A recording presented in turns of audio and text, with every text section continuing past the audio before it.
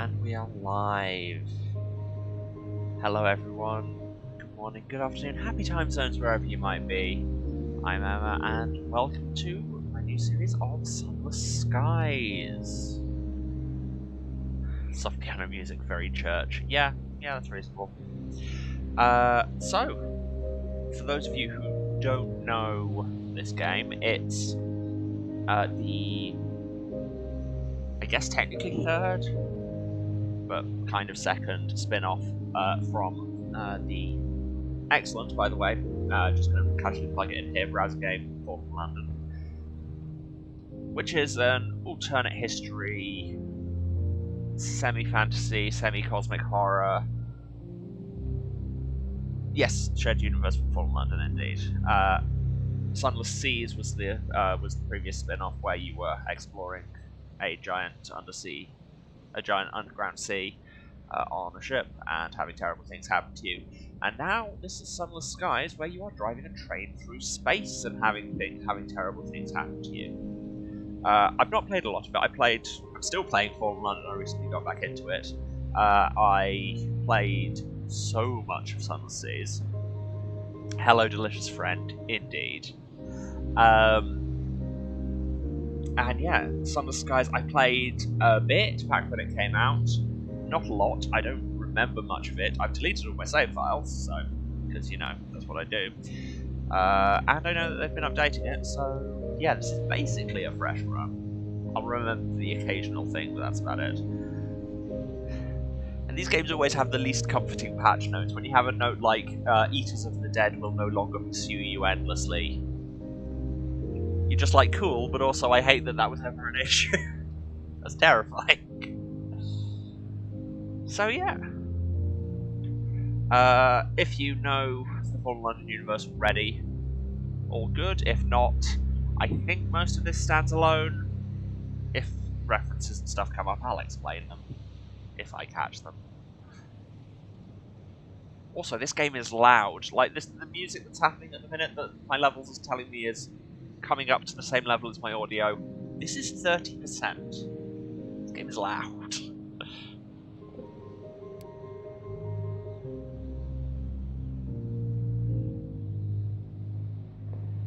Do I want Legacy or Merciful? And the answer, of course, is Legacy. Playing this on Iron Man, I'm like, even if I was given the option to save Scum, I don't. That's just not a thing I do. Yeah, this is, for those of you who don't know your basic strokes, it's basically a roguelike. Yeah, if you die, your character is dead, and you have to start again with a new ship and a new captain. And that'll be a setback, but hey. Aim assistance, I'm fine.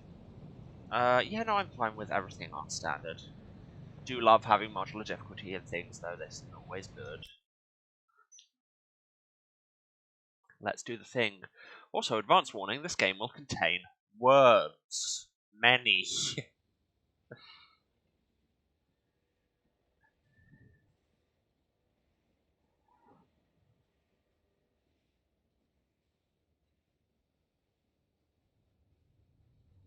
Log of Her Majesty's Locomotive, the Orpheum, March 14th, 1905. Our expedition to the domains of the dead has been eventful. The Orpheum is damaged and in grievous need of repairs and supplies. We are returning, in haste, to the Reach, where I hope to make port of New Winchester.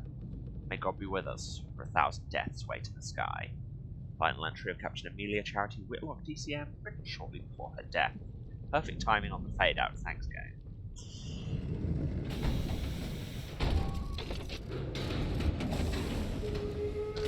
Fail that game. Users.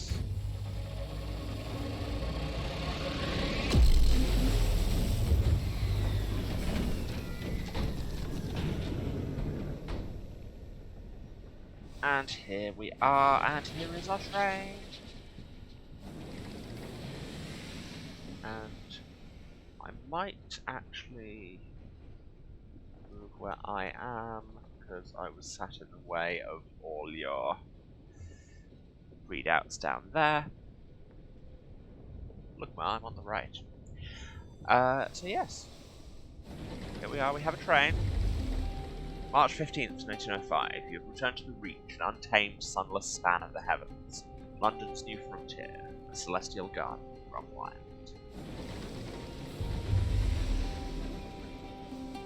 And so yes, here we have our readouts, we have our fuel, we have our supplies, we have our hull strength, we have our cargo space, we have our crew space, and we have our terror. Currently sitting at 3%. It will get higher than this. We can dodge, do little lateral shunts, which builds up our peanuts heat gauge. March 15th, your journey back from the Blue Kingdom was tumultuous. Your locomotive was badly damaged, Captain Whitlock badly wounded. It didn't say badly twice, that was me not being able to read.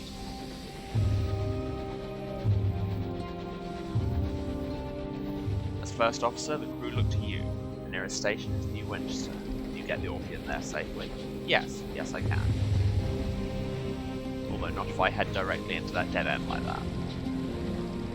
Get used to this chugging noise, you will be hearing it a lot. Oh hey, crates! Let's scavenge, we found some here. Much to the relief of your stokers, you find a barrel of fuel and detritus. To wreck of the Ozymandias, look upon my works, etc. A wreck drifts here, less fortunate even than you. We should scavenge her for repairs, McGriffith suggests. Is this still loud? It feels loud to me, I feel like I'm shouting over it. But if it's fine with you all, I will just turn my headphones down, let me know. Wreck of the Ozymandias. The wreck hangs in the sky, pocked with recent gunfire. You and the boarding party don your sky suits, garments of waxed canvas lined with felt to protect against the cold of the sky. Two of the crew are whispering as they dress. What business did Captain Whitlock have in the Blue Kingdom anyway? Why the devil did we trespass on the districts of the dead? You silence him. Now's not the time. It's fine. If the audio isn't bothering you all, I will just turn my headphones down a bit and then I won't feel like I have to shout. Leap across the wreck. The gap between the two engines isn't wide, but the endless fathoms of heaven gape beneath it. You jump. Your stomach lurches with vertigo as the stars blaze above you and below. The air of the heavens is thin and torn by unpredictable winds. Then your boots hit the running board of the Ozymandias and your leather-gloved hands fumble for a hold. One of your companions throws you a line and you lash the two engines together. Only then do the rest of the boarding party follow you. One of them forces open an exterior hatch and you clamber inside. Her interior is cold, unlit, and whistles with the wind. Your party's lamps spread buttery light over the narrow passages. Passages is a word. You make your way towards the hold, stepping over bodies crumbling in the corridor. Unfortunately, your way is blocked. A bulkhead has been mangled inward by a well-aimed barrage. And now we come to the other kind of classic mechanic of Fallen London and Sunless Sea and everything, which is the bits where it's essentially a kind of choose-your-own-adventure type thing. So we can clear the obstruction away using our iron skill, or which is, as it says, the skill of confronting and overcoming and punching things, or lead my party out onto the hull and around with the veils, the skill of deceiving and invading. I think when the music's at full crescendo, it's louder than me, but not by much. Okay, I can deal with that. I'll turn it down a little bit when I get. Actually, can I do it from here? Yes. Music can go down to 25. Almost click quit there. I think we're going to be sneaky.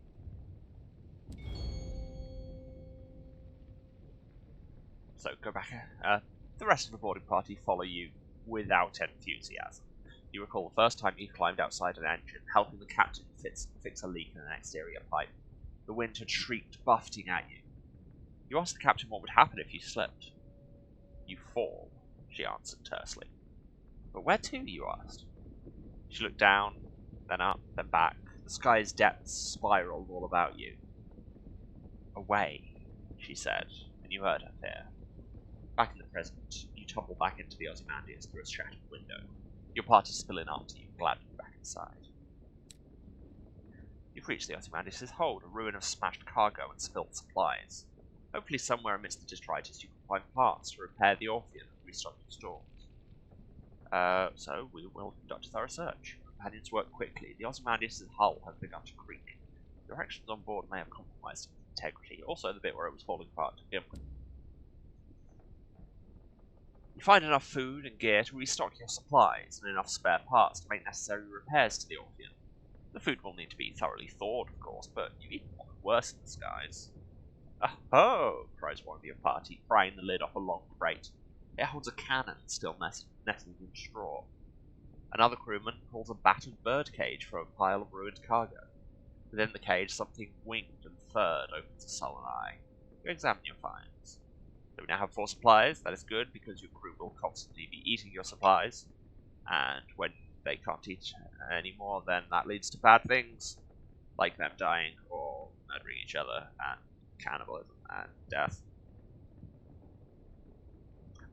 Again, I assume most of that happens in here, because it happened in Sunless Sea, and people going mad and cannibalism and death are kind of recurring things in Fallen Mountain. And our hull is back up to full strength. The Ozymandias emits a long, juddering creak. Your boarding party exchange nervous glances. From the chaos of its hold, you retrieve repairs and supplies and discover some useful equipment. A gun that can be mounted on your locomotive, and an educated bat. We can take both of these, and we will, because they're important mechanically. So mount the Jerusalem cannon on the Orpheum. Her own weapons were damaged during your flight from the Blue Kingdom. That leaves you vulnerable. The Cotterell and Hathersage Jerusalem fires single shells to a good range, more or less accurately. You order 2 of your party to get it back to your vessel and fit it immediately. The Ozymandias groans again. The structure shudders spasmodically. Liberate a diffident bat and employ it as a scout. The heavens are wide, so locomotives use scouts like bats to locate things of interest. Ports, resources, wrecks like this one to scavenge. The bat treats its rescue as an inconvenience and immediately begins haggling over pay. You offer to put it back in its damn cage and leave it on the Ozymandias, at which point it becomes more polite. You doubt it will last.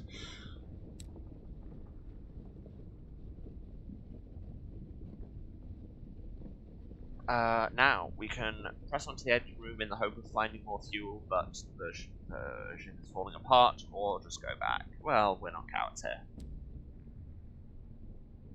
The wreck of the Ozymandias screeches as its metal buckles and tears. You press on through the shuddering corridors, searching frantically for the engine room.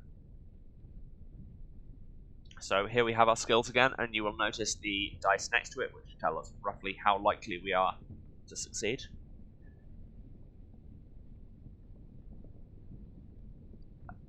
Yeah, screw it, let's be a hero. Go myself. Conduct a hasty search with mirrors, the skill of investigating and deducing. Success! Yay! The wreck's engines are choked with old ash. You search swiftly, aware of every creak in the bulkhead, every tremble that runs through the dead locomotive. Finding several sacks of coal, you drag them to an exterior hatch and fling them across to the Orpheum before leaping after them. Unshackling your locomotive from the Ozymandias, you stoke your engines and steam away, restocked, refueled, repaired, and rearmed. The cadence of that, having repaired in the middle, the only one where it's not pronounced re, it bothers me. So now we have a gun, and a bat. Press F to send out your scout, which costs supplies, which is annoying because it didn't in Sunless Sea, and as a result I was basically scouting all the time. But anyway, we'll do it. And we can... we're summoned by Captain Whitlock. The walls of the captain's cabin are lined with a hodgepodge of curios from across the sky. Captain Whitlock lies in bed. Black marks cover her skin like a monstrous brand. When she coughs, coils of acrid smoke form her lungs. So what's up with her? The locomotive's doctor attends to her. His lips are tight. The brand, a word of living fire, pursued the Orpheum across the Blue Kingdom. It caught you just before you passed through the transit relay to the breach and set its brand upon the captain. It burned itself right through her, the doctor whispers. When I closed the worst of her wounds, I could see the signs seared into her bone and her organs. Judging from her symptoms is on the inside of her lungs, too. The captain leans to one side and vomits a cube of fire into a copper bowl. There's nothing the doctor can do. Yes, and people who know Fallen London really will recognise this, and especially given you can see a bit of it there. Symbols like that are part of what's called the correspondence, which is kind of a primal language of existence, and they're words that tend to exert their own influence on things and make people catch fire and generally bend reality.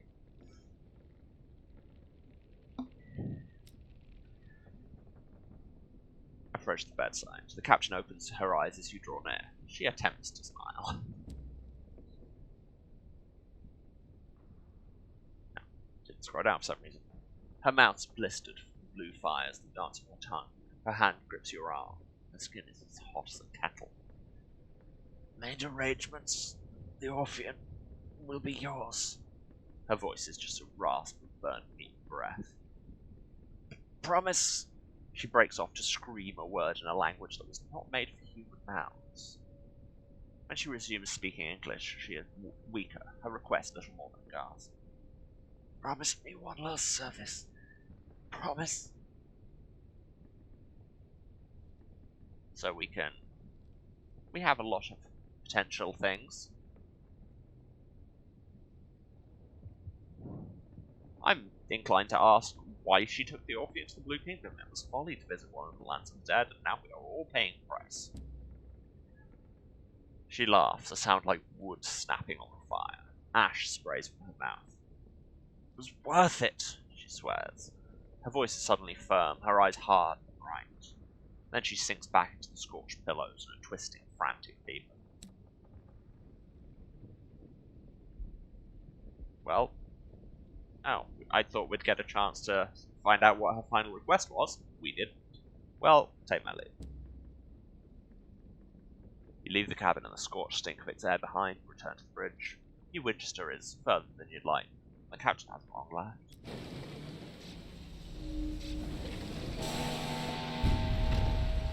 My scout has discovered something. Compass icon on the toolbar. Oh yeah, I didn't see that notification because it was behind the chat overlay. So there's the transit relay we came in through.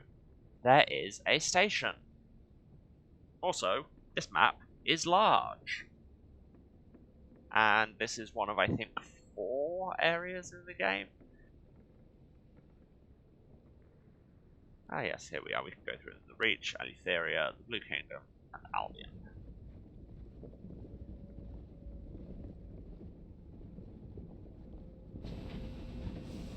And here is... Yes, so firing is also upping our heat. Standard heat mechanic, you want to not overload it. You'll have a whole wait where you can't do anything. The dodge button is nice. Hey, where are you going? Okay, that's on me. Probably won't be the first time I crash the train. Yeah, we are victorious. The Reach Marauder is defeated. You approach the buckled wreckage, poised to plunder the plunderers behind you, humming a song of victory. So we can raid it for valuables or strip it for repairs. Repairs is only unlocked because we've taken damage because I just clipped that corner because I'm incompetent. It's only 2 damage, it's not a lot. We're gonna steal some stuff. Your boarding party returns with wallets, watches, cufflinks, lockets, and keepsakes. You store them in the safe to be pawned when, if, you make it back to port. We have 38 sovereigns, which are the currency in this. Which is weird, because I'm used to it being echoes in like every other Fallen London game, but this is set afterwards, and we're mostly kind of outside of the reach of the Echo Bazaar. We discovered Bancroft's Forum. You will have seen a theme there, 57 fragments gained. Fragments are basically your experience thing, and you gain them whenever you find a new place or thing. Distant clamour of engine yards, accretion of smog on the windows. And here we are at the station. This is New Winchester. 512 XP. There's the dock captain, a signaller declares. The crew are relieved of the thought of solid land. And we dock. Arrival at New Winchester. You coast into the bustle, the din, the soot and the steam of Wolsey Station. It's clogged with other engines, scrappy mining locomotives from Lustrum Way, weathered explorers gleaming with frost, sleek company vessels with bright brass fittings. No sooner have you pulled into the sidings than Rosk's station master bustles over. He requests to come aboard. I must speak with your captain, he insists, brandishing a ledger. The usual formalities. Look to the doctor. He's just appeared at your shoulder. His face is solemn, his hat is in his hands. He lowers his eyes.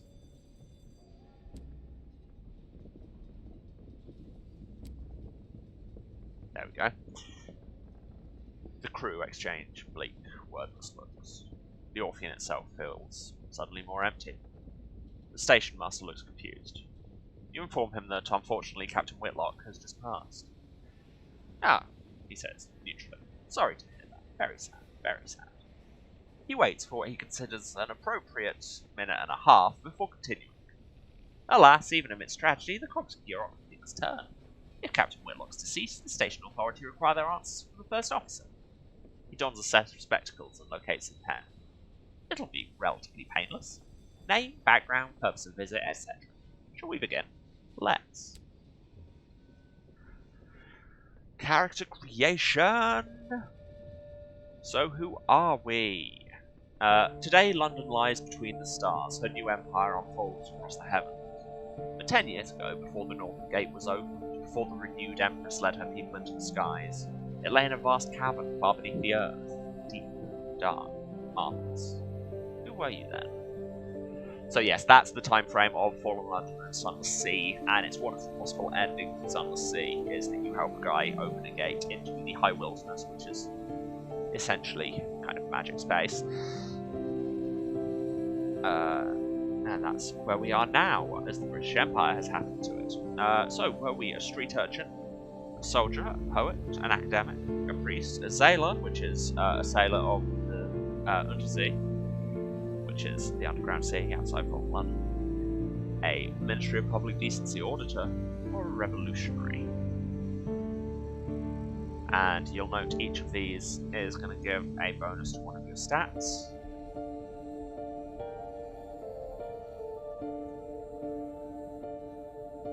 Well, I said we wanted to go sneaky, and frankly I think it's on brand for this channel if I start off as a revolutionary. The world is broken, one way for the rich, another for the poor. You decided to do something about it. You were a revolutionary. The law offered you the law offered you no protection. The engines of the state were set against that which you to be just. So, were we a revolutionary with our feet and our fists, our mind, or our art? Each of these will increase another one of our stats, although I believe less so than the other one, and give us a faction affiliation, villainy, academia, or bohemia.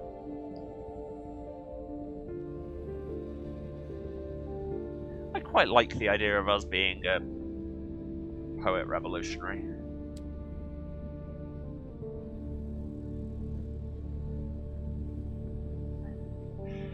Choose an ambition, which is your win goal. Do we seek wealth, fame, or the truth? So wealth is collecting as much money and treasure as possible before you retire. Fame is exploring everywhere and using kind of knowledge from everywhere to write the song of the sky. And the truth is your quote-unquote main story quest. It says, be warned, this is a demanding ambition best played by a lineage that's already completed one of the others. But hear me out here. No. Because, you know, I'm here for the story. Even the stars have secrets, but they won't keep them from you. A message from an old friend begins an unwise quest to learn a secret that the stars hide. What drives you? Curiosity? Justice? Insolence? Whatever it is, it will be tested. Yeah, do the thing. And here we go with character creation. Take your hat off, or I choose your hair. Yes, in all the previous games, at best you could just choose between a set of predetermined little pictures, but here you can customize your own.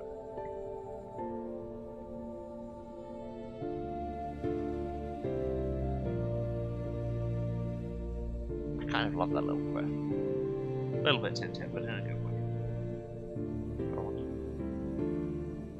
Do I want a hat? Frankly, any hat would do a disservice to this majestic hair.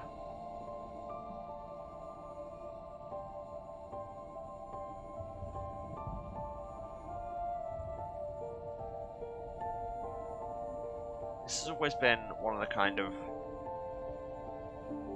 selling points of Fallen London and the whole property is the kind of character diversity. Yeah, I like that, like glasses or goggles on.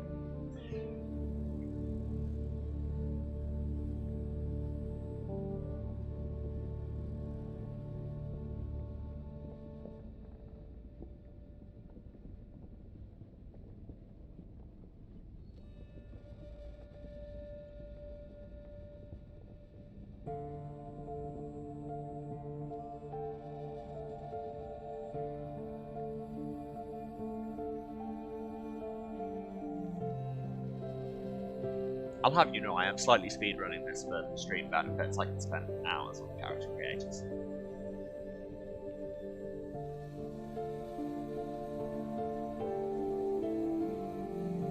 Outfits.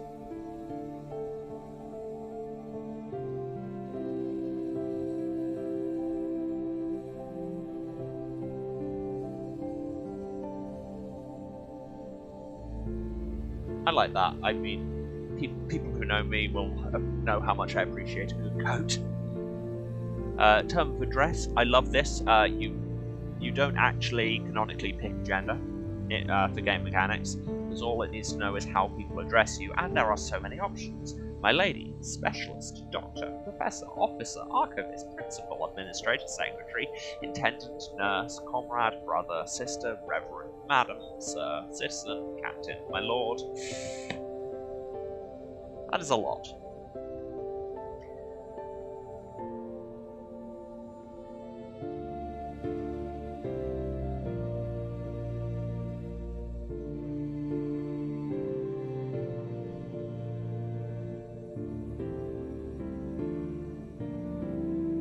But I like Captain. Captain is gender neutral, and frankly, it's a good thing to call people, I find. And a name. I'm so bad at picking names. Clicking randomize, re-rolls to term of address. I'll need to remember to fix that. But I like that it's just got a whole list of possibilities, which I will now roll through before I work something out myself.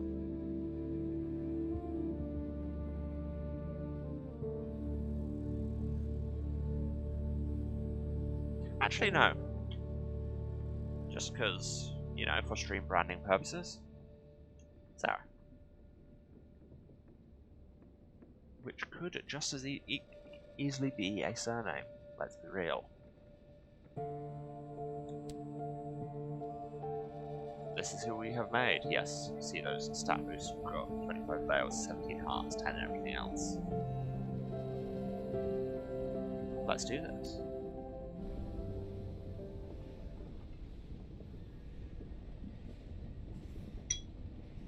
Tips are telling me that I have officers / mascots.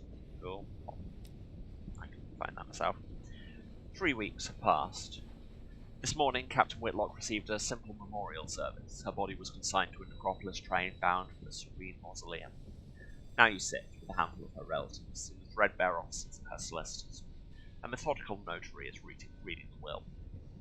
The captain was wealthy once, but squandered her capital on mysterious expenses before her expedition to the Blue Kingdom. Listen to the end. The captain's relatives, from whom she was mostly estranged, are clearly wondering why you're here. In a final codicil, the notary announces Captain Whitlock confirmed the possession of the Orpheum was to pass to its first officer. He peers at you with dry grey eyes. This includes a certain black box contained in the Orpheum's hold. Captain Whitlock's final request was that, at a time of your choosing, you transport said box to an address in London. He hands you an address card and deposits it there. You are not to look inside. She gave no explanation. And that's it. You're captain now. The Orpheum is yours. And we have a new quest. Captain Whitlock's Legacy. You can investigate the black box at New Winchester. I could take it to London. I could sell it. I have been bequeathed a large black box, and I gain some money. Before you leave New Winchester, it may be prudent to buy more supplies. I know. So here is the main page for New Winchester. If you go into the menu on the side, you can choose which part of the port you're in, which is a nice way to kind of subdivide the menus so you don't have everything at once like you did. And you've got the choice between stories and just shopping, of which there are many shops. Bazaars are interesting because what they do is they allow you to claim prospects. Opportunities to sell a good at a specific port for a higher than regular price. So, Lustrum want 5 crates of munitions. Maudlins want 3 sacks of seeds. And it gives you the general direction: south, southwest, and west, northwest. So if we're striking out west, that's fine. I can take both of them. And then the actual shops look like this. Abraham's Engineering, selling locomotive upgrades, of which there are many. Victoria Market, selling fuel and supplies, which I want, so I only have 3 cargo space. I'll just buy one of each for now. My hold is almost full, yes, I'm aware. And the engine yard sells new engines. You get some money off trading in your current locomotive, but even so, they are expensive. And you get your stats. Comparison. Tell you what stat I'm talking about. It does not, but I think that's fuel consumption. And the other light slots for things. And yes, there are a lot, including this ridiculous thing, which is clearly only there to show how much money you have. But back at the station, there are many things. We should really repair the locomotive.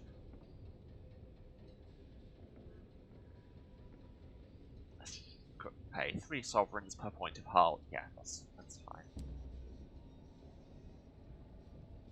Mechanics take pride in their work. Your newly returned engine is not just fully repaired, it gleams. Yes, we are doing Truth Ambition first. Because, you know, I am wildly overambitious and, you know, thought it would look good on stream. To be real.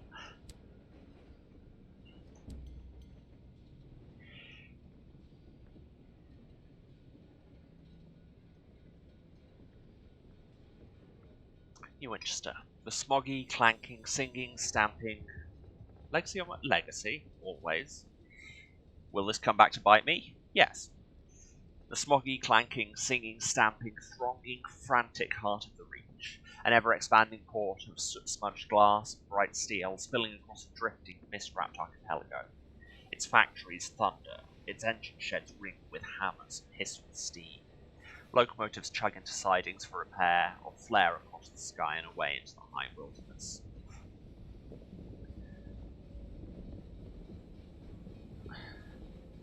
We're not actually going to finish Truthway.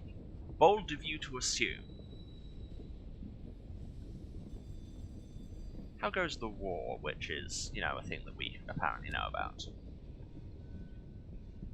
The slow-burning war for the Reach forms the backdrop to daily life in New Winchester. Citizens wishing to keep up with developments in the war turned to the New Gazette. It's famously the only newspaper worth reading in New Winchester, but it's the only paper that hasn't bankrupted itself.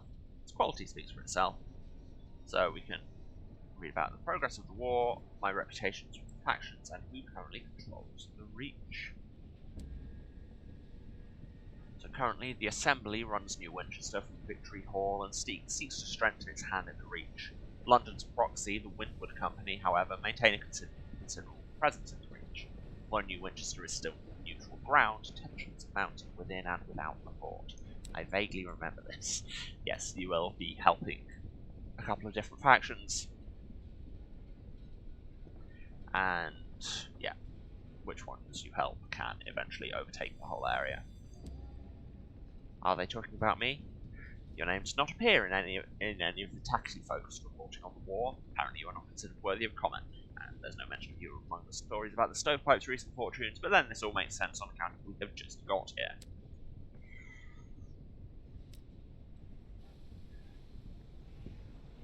There was another thing I explored. Visit the Promise of Days, a club where seasoned captains gather to trade stories and share advice with younger skyfarers.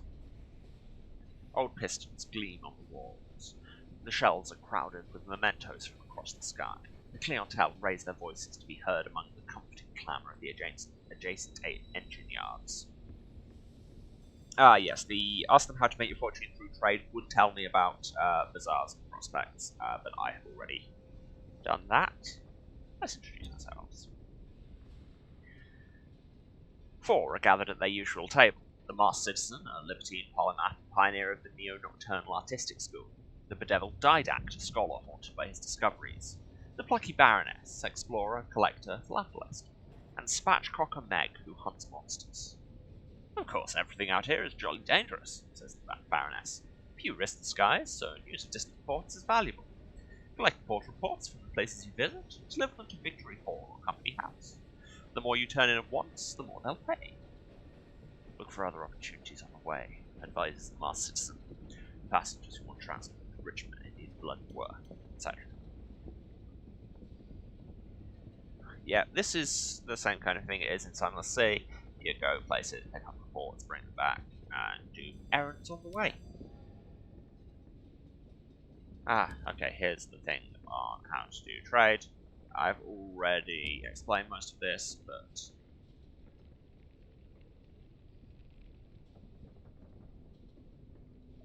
okay, this is some advice on the seeds to Maudlin's thing. Broker in Port Avon is selling seeds cheap, which is to the east, and then Maudlin's is to the south-southwest.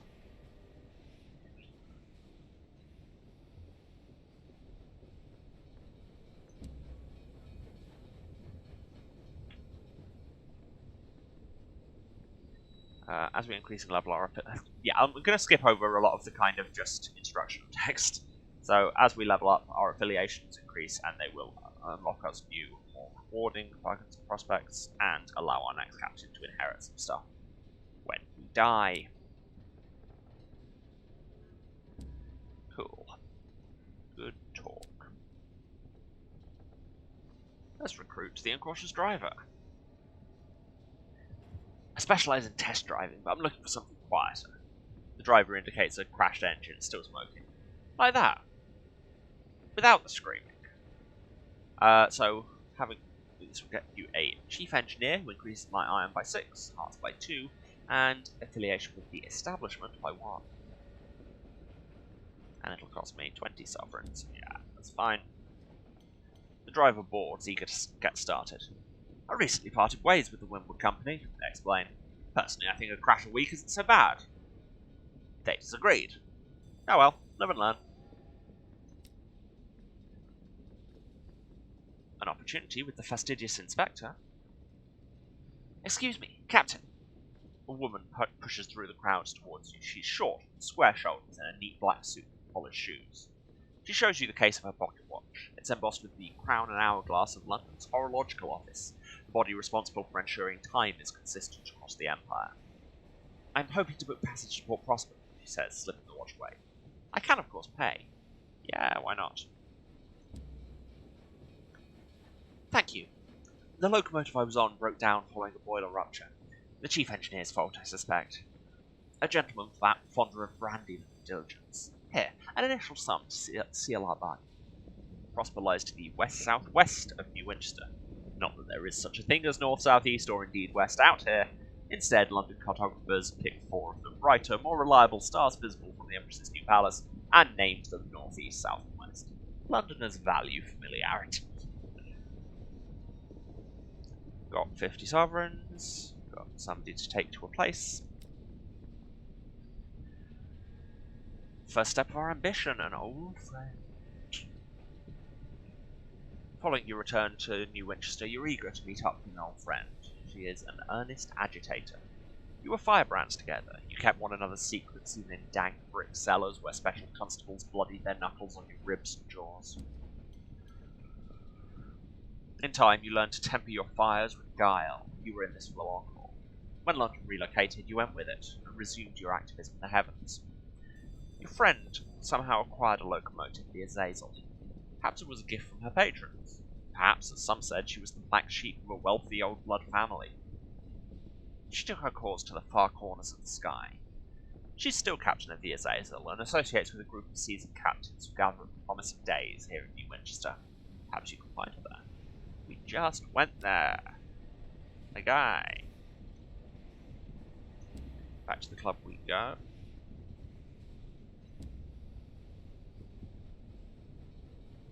Ah, she speaks of you often, the Blackie Baroness says. I'm afraid you've missed her. We've all been missing her recently. Busy girl. But she's doing important work in London. The bedeviled didact frowns darkly and flings one of his amulets. We've been assisting in our own small ways, but, well, she'll want to explain herself. She left a letter for you. Meg pulls a crumpled envelope from the pocket of her patch coat. I'd open it somewhere private, or someone, she glares at the masked citizen, will try to read over your shoulder. The masked citizen nods unapologetically. It's true, I'm a disgrace. Read the letter elsewhere. Let's go elsewhere.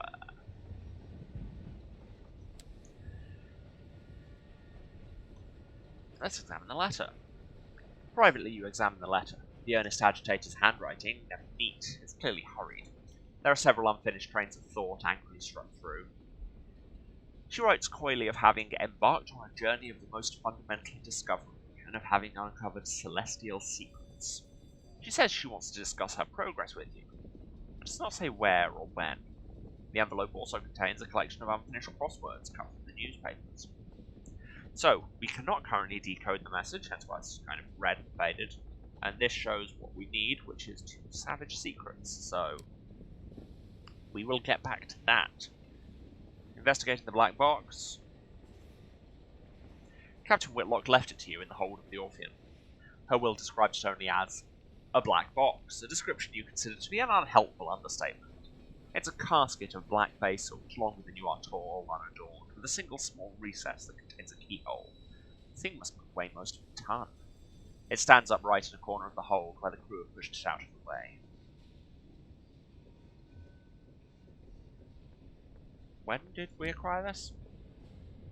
Captain Whitlock had it brought on board just before your ill-fated expedition to the Blue Kingdom. It was empty then, because you saw the lid and the box carried on board separately and assembled in the hall. It's not empty now. It's sealed and even heavier than before. But you left for the Blue Kingdom shortly after the box was delivered and made no stops on the way. So whatever's inside the box now, Captain Whitlock found in the Blue Kingdom.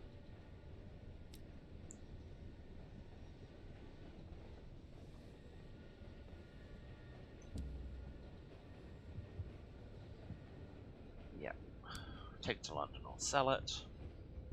Examine it. There are no carvings or inscriptions on it. The join where the lid meets the body is too thin to admit even a knife blade. There are no holes by which light or air might find their way in. It's impossible to see outside without opening it. Even the keyhole has been engineered in such a way to prevent peeking. The recess with the keyhole, though, as far as you can determine, that's a more recent addition to the box. The stone has been drilled and chiseled away to create space for a modern metal lock. So, just selling it will get it out of the hold, but not get the lot. And then if we get more affiliations with academia or villainy or other stuff, we can possibly get somebody else to open it. It's possible to just blast it open, but we'll leave it for now. We're short on a bit of crew, but not anymore. Cool, so we know where we're going, broadly. But that's fine. If I look in my other things, here we can see all our qualities. Love that there's a thing just called Your Soul, which is currently stained and fermented. This will be important. Here's our hold. I forgot that our bat takes hold space. Oh, that's because, yes, we have a Cyclopean Owl, which is Kickstarter thing. Because, yes, I kickstarted this. So we got our engine, we got our gun, we got our owl, so we don't need the bat. These are our prospects, we can only carry 4.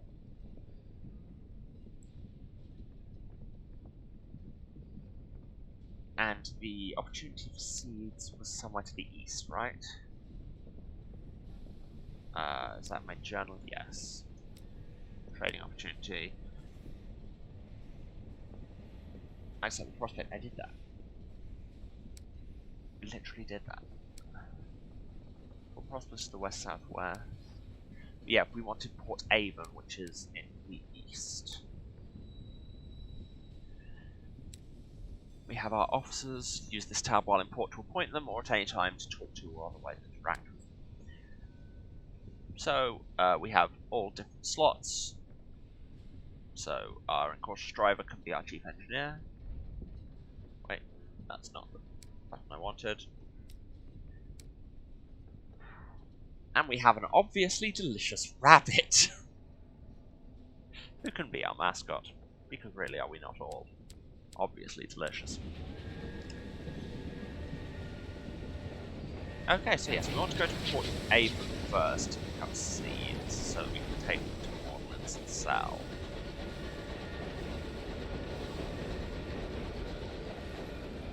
M is not the chart, tab is the chart. Yes, so if we go east and then down through here, I think.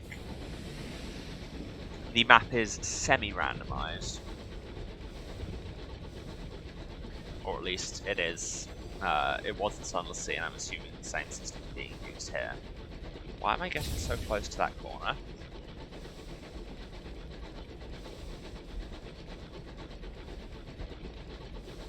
Oh, somebody out there. Marauders. Tackety Scout. UCE bold questions. Well, the Tacketies currently have no opinion on me, so... Yes, I said the whole thing about fragments. They're not called fragments anymore in this, it's just XP. They said east rather than southeast, so I should probably be heading north.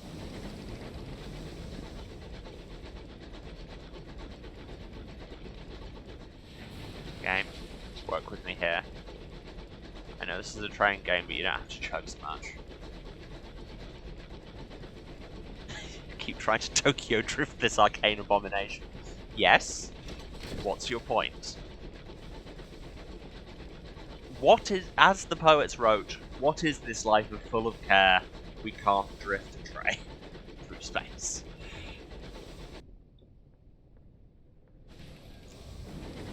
Let's send our owl out.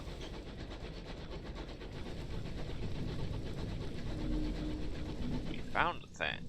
Okay, there's a station up there and something grave up there. I love that these are the descriptions of what it could find. Something ghastly, something grave, something that glisters, something to crave.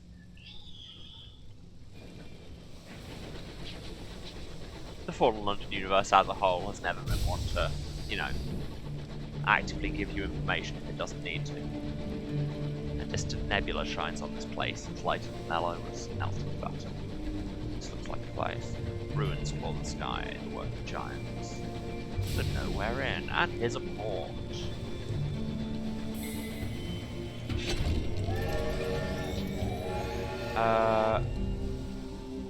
So we got to a new port, which takes your tower down. Your crew are always thankful to find another place of relative safety in the skies. However strange, or full of devils, or covered in mushrooms. And we got experience, and we got a level, which means now, before we dock, and we will, don't crash, we can level up, which means we get to choose a facet, which are your levels, and they will also kind of have, I believe, story impact as we go along. Each one will primarily increase one stat, as indicated by the white one, and the grey ones is it will give a smaller increase to one of two other stats. Currently, our mirrors is our lowest stat, so I think we should take the two red and gold. You lost your mind once. They put you in a splendid hotel managed by a cheery gentleman who would determine when you could leave. How colourful the other guests were, how red the curtains, how gold the fittings, how secure the locks. Eventually you were allowed to leave, but was your recovery genuine?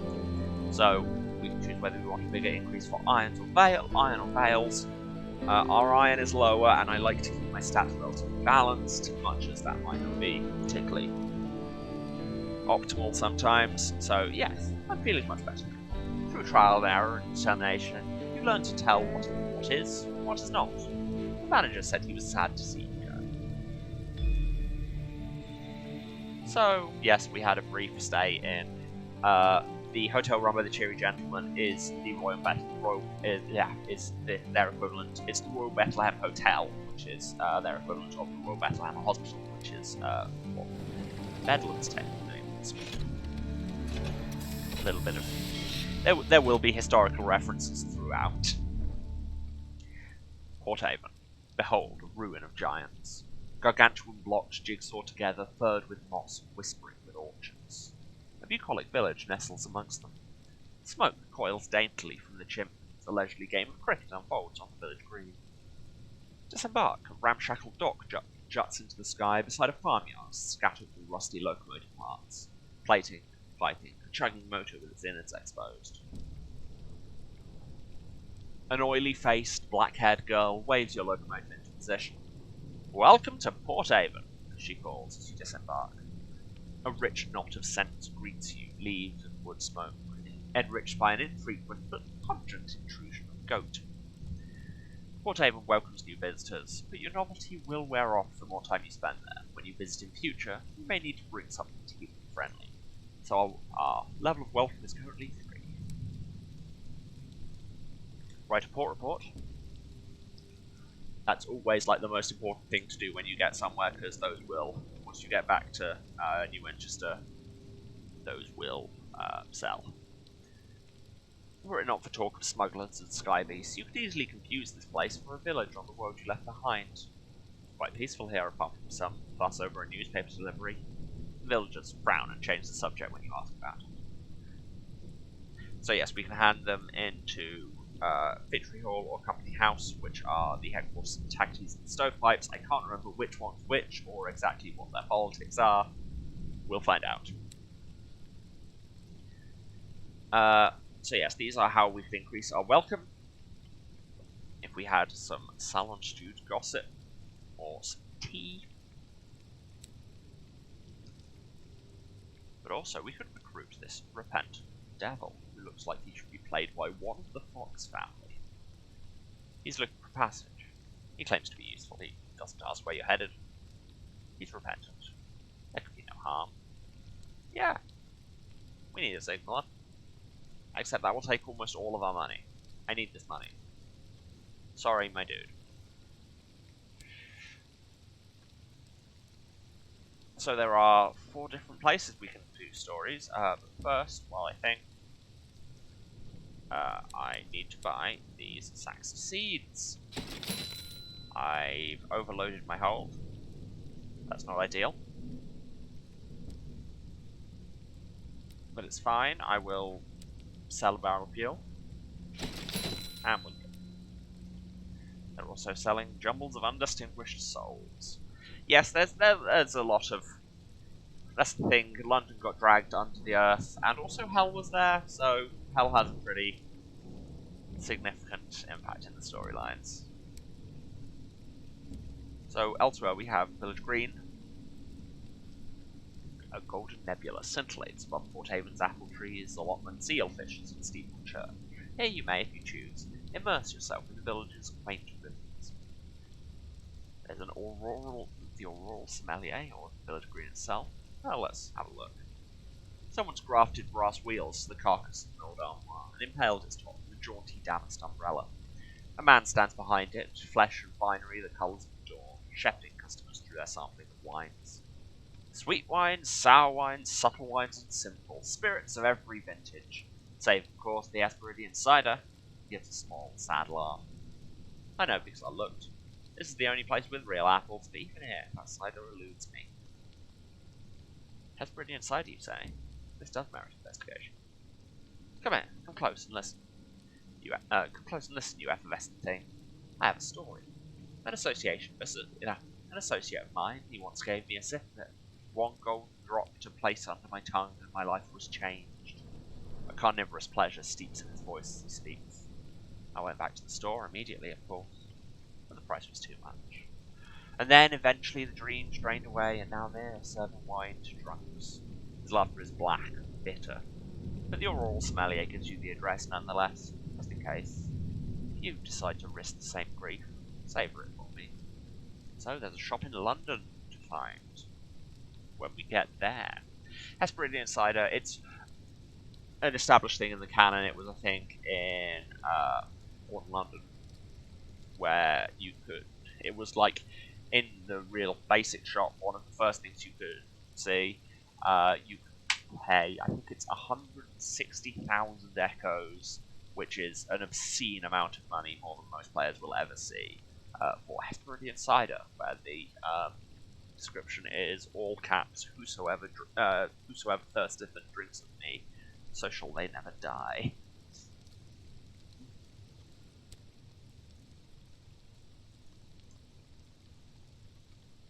So we have the Village Green. Actions here will wear out your wealth. Well, let's take a relaxing stroll first. Above, a golden nebula is fierce in the sky. Amber light dapples the curving lanes. Locals nod to you cautiously as you pass. A light drizzle of silver rain brushes the village. Its beads are bright and tiny as pinheads. Okay, that would have reduced our terror. Most kind of things that are relaxing or whatever, that's what they're for. But we were already at 0 terror, so that wasted so far. Welcome. That's fine, I'm learning. We have the Nowhere Inn.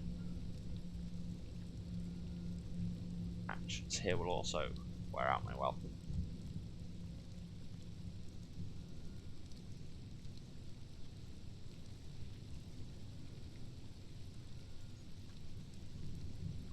A short-sighted cryptozoologist.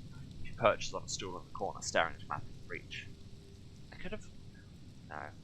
Must have taken a wrong connection in New Winchester. What is this, Disco Elysium? A tiny figure, weighed down by 2 backpacks and a heavy duffel coat, looks through thick glasses at her map and then up at you. Excuse me, I need passage. I don't suppose you can help. I'm on the trail of unusual beasts. I can pay you for your time. Yeah! I'd like pay. We have agreed to escort. Traitors would, beams the short-sighted cryptozoologist. She leans in conspiratorially. As it turns out, to the wrong person. They say there's all sorts living in that place and... Oh, sorry. She turns to you. There's all sorts living in that place, possibly even an 8-man. It'd be fun to find out. Yes, it will. The pub is out of Scrumpy. The barman blames a creature, a cross between a mushroom and a jellyfish. It sways in its seat at the bar. Who does this creature belong to? Bellows a man, fuchsia with rage. The Blemigan, he points out, which is what that is a grizzled member of its species, most of whom were left behind in the Neath. The fuchsia gentleman roars in fury. Between bellows, the truth emerges. The Blemigan is no one's pet. And far worse, no one will admit responsibility for its tab. The Blemigan is unconcerned with the tumult. It nods its cap at you with grim respect, then flops a tendril into a mug of stout. It stares bleakly through the window. Okay, so we could get this grizzled Blemmigan as a mascot if we could pay off its bar tab. We cannot. We are but poor. The Blemmigan drinks serenely while squabbles continue above it. This is, of course, a problem for someone else. A withering cider. Heading upstairs? The new Somerset Hunting Club has exclusive rights to the rooms above the pub, as well as its finest brandies. Thick cigar smoke curls through the air, filling this private chamber with premium-grade fog. Bloated gentlemen in well-worn military uniforms sit at mahogany tables, sipping port. They chuckle of the old days, and how very much better they were. Yeah, sure, let's request membership. I doubt it'll go well. A stout veteran gives you a polite once-over. I suppose we could countenance an application. Of course, membership is not a matter of mere money. No, no. He directs your attention to the trophies. Most are old, musty, neath creatures, deer, foxes, and a bear, all hunted in the members' now long-distant youth. Perhaps if you could help decorate our walls with some impressive local fauna, we could talk matters of first payment and then membership. Of course, we could hunt the beasties ourselves, and we will, by thunder we will. The fire is so warm, and there's more left in the bottle. So, to get in, we'll need to bring trophies from big things, a Cantankerite, a Chorister, and a Scribe Spinster. Which, I barely remember this game, but those names are all putting fear in me, so...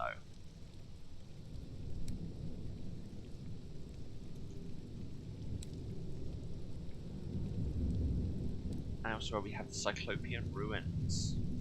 What palace was this? What giant king made his home here? And why did he abandon the vast stores of souls that the locals still quarry from beneath the stones? Perhaps you might risk a furtive excavation of your own.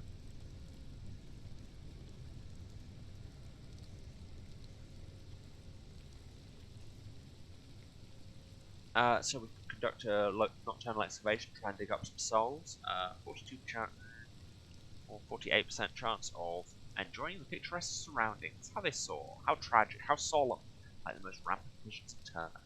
To get a vision of the heavens, which sounds like a useful thing to have. Well, that failed. A milky mist billows across the sky. The stones pour cold shadows over you. They loom like stooping giants. You are so tiny, so fleeting, so easily squashed. You hurry from their choking immensity, seeking the smaller, familiar shapes of cottages, trees, locals leaning on their painted gates. So instead we got a tale of terror. But those are useful as well, so...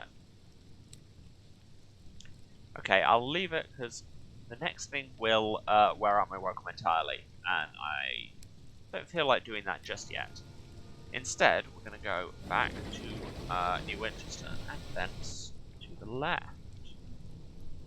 Oh, I wonder, if I go north here, can I check out what that is, and also connect round? Let's find out.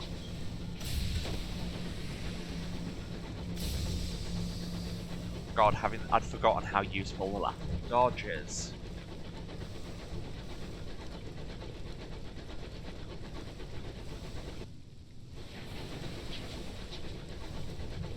What is the something grave up here? A ruined remnant shared from some lost palace in the sands. So I can't inspect it because I don't have a saying. The fastidious inspector approaches you in the galley. Captain, good day. I noticed your ship's clock had stopped. Perhaps you'd permit me to repair it? She has a little case of tools and a hopeful expression. Sure. She gives a grateful flicker of a smile and sets to work. Soon she has the back off the clock and spread tiny cogs across the galley table. Obscure horological tools gleam brassily among them. Everything has a place. I appreciate the opportunity to keep myself busy. Staring too long at the stars is harmful to the temperament. But we can converse. What are your duties? She sniffs. It's of fundamental importance that 10 o'clock on the 2nd of June in one corner of the Empire occurs at the same time as 10 o'clock on the 2nd of June in the opposite corner. How's an empire to function if it can't agree what day it is? Unfortunately, the process is complicated by the fact that time is less reliable than it was. The hours trade has seen to that. Do you have news of London? I meant to go there sometime.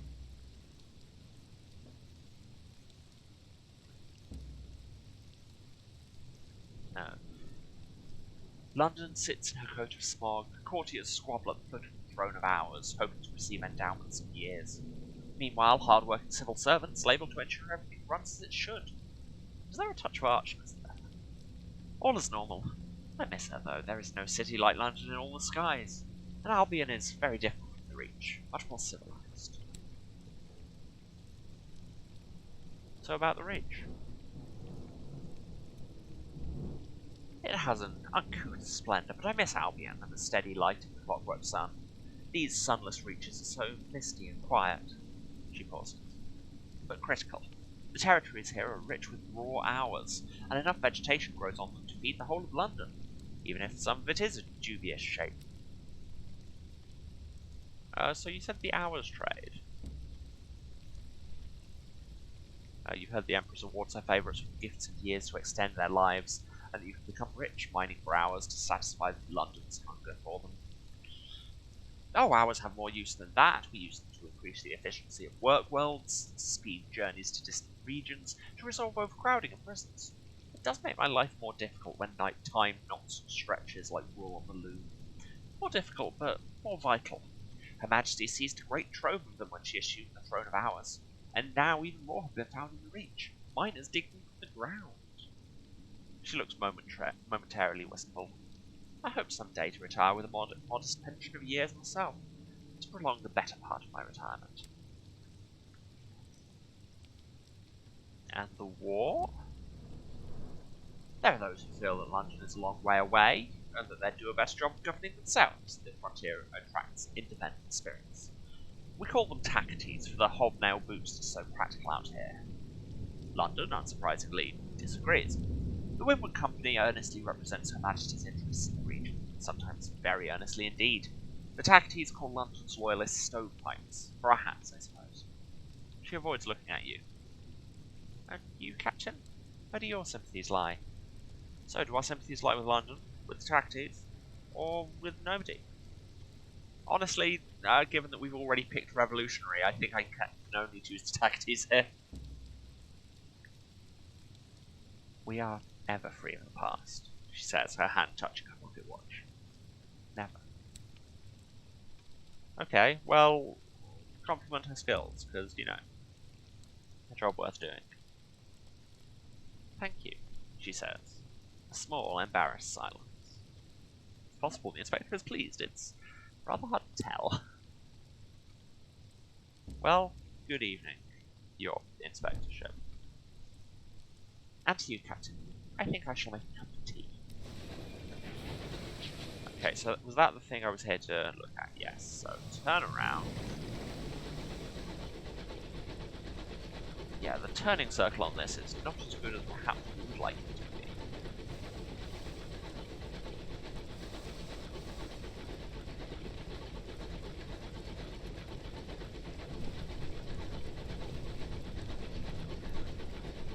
Yeah, you're right.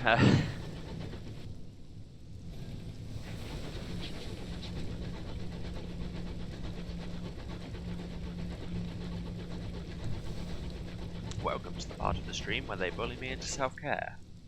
Just kidding, it's all on the stream. Lights in the distance. Stoker begins to sing a ballad about the chimneys of New Winchester. Yes, this has looped round. Excellent.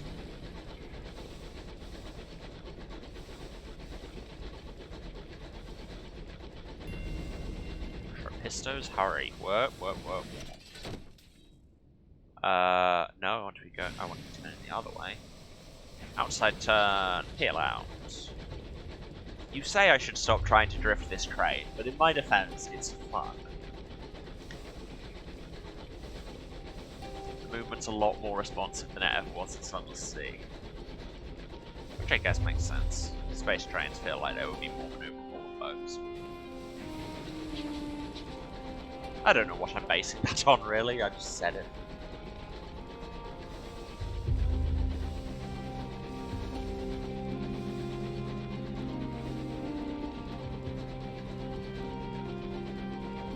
Okay, so we didn't actually need to stop in at New Winchester, but both all the places we wanted to go were somewhere west of New Winchester. Must be condensation trails across the sky. Those passing trains. I do like that they've got the journal text just appearing in space now, rather than in Sunless you had a journal on the screen and it was easier to miss.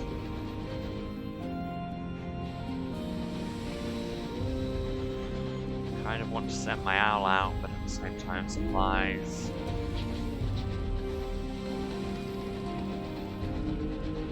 But it's found some stuff. Okay, so these are platforms, which I believe these are the tank and stovepipe places, so let's go and investigate them. Platforms are basically stations, but with less to do. So here we have...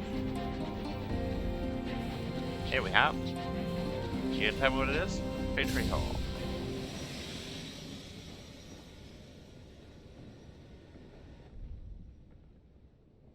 Yes, which is where the Tacketies are. The Assembly, a coalition of independent-minded settlers, colloquially called Tacketies, gather and argue here. So report reports to receive rewards and win their favour. Have some port reports to the Injured Veteran.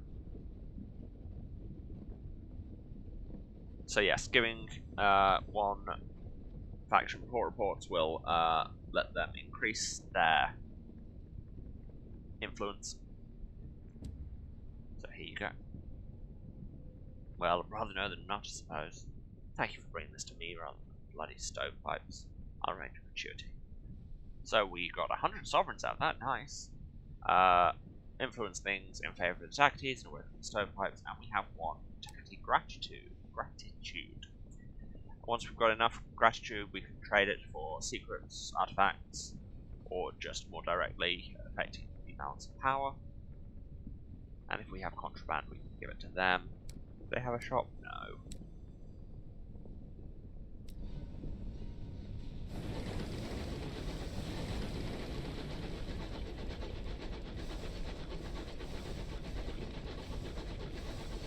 While here we have Company House, which is the stovepipes, I believe. Yes, the music is very nice. Yeah, local headquarters of the Windward Company, the We Are Not the East India Company at all, no sir company. Where again we could give them port reports to raise their influence, and they provide gossip, ministry permits, or an invitation to perjurance. Which I can't remember what that's about.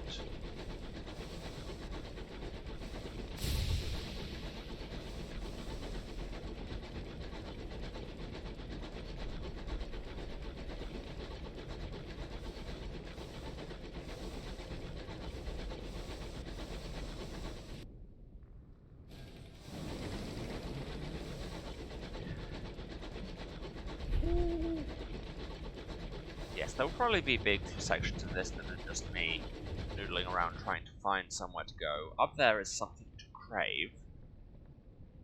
Whatever that means. Where did they said... Check my journal.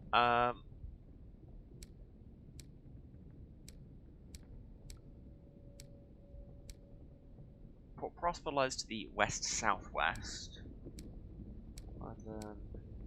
Traitors Wood lies to the east. Okay, well, I should maybe have done that while I was over there, but I didn't. Those are just wherever they turn up. Where am I? There. Modlands to the south-southwest. Lustrum to the west-northwest. Okay, so south-southwest is where we want to go on account of I actually have the seeds for Modlands. I'm low on supplies, that's problematic. So yeah, I want to be going like That's fine. We can go there. We are a free and liberated space train.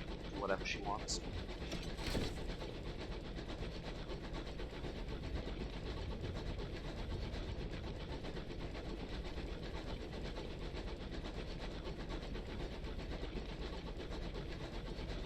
Over there we have fog, which is probably not going to do great for either your visibility or your terror. I mean, the two are linked, obviously.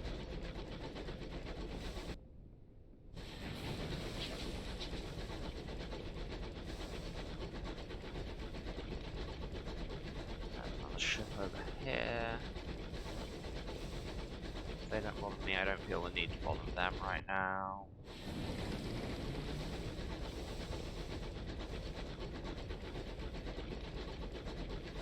What's that over there?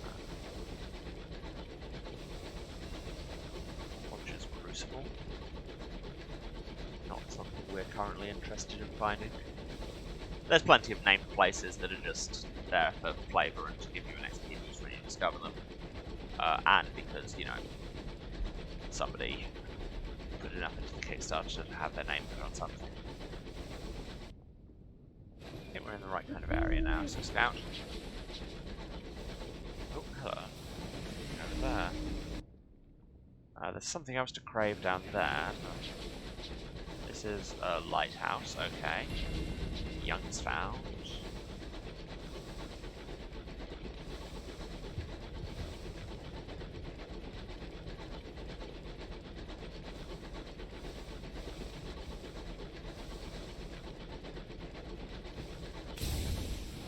That wasn't the button I was looking for. Really thought this would let me turn right again sooner than this. Am I exploring foolishly? Perhaps.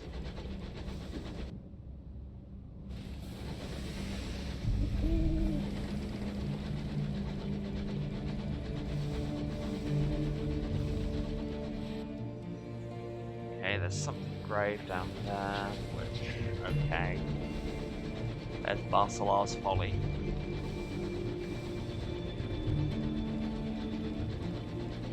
Despite the proximity to New Winchester, found these blades. Well, we will be on the lookout for such.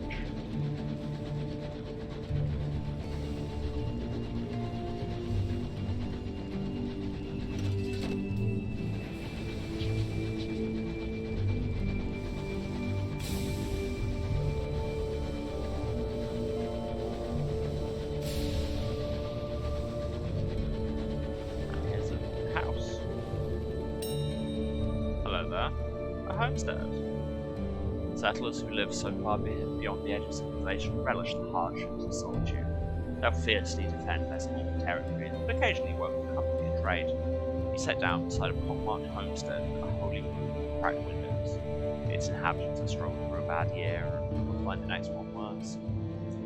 No, I don't want to trade you some of my supplies. That is literally the exact opposite of what I want. Well, we got terror for terror.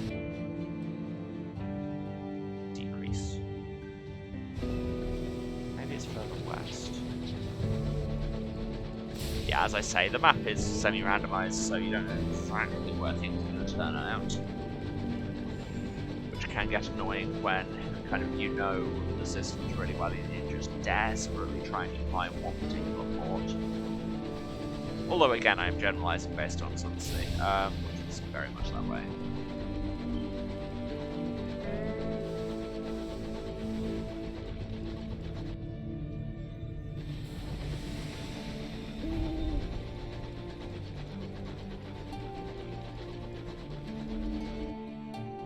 There's something that glisters there, that's exciting.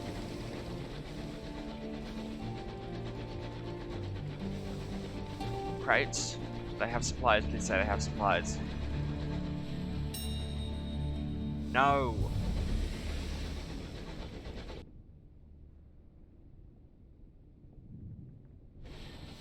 And this passage looks to be going the wrong way.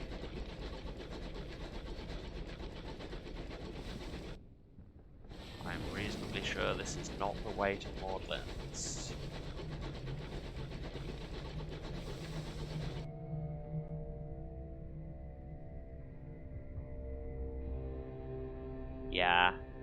wildly the wrong way, haven't I? The engine's headlights glow like a ghost on the icy mists.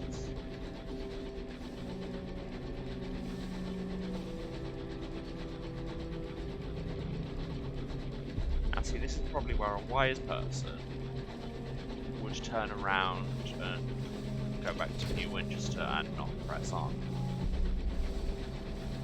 But I, in honor of, I don't know, the legacy of Lord Franklin, will press on into icy wastes and probably die. Nope, bad aim. Also bad. Broadside blade. There we go.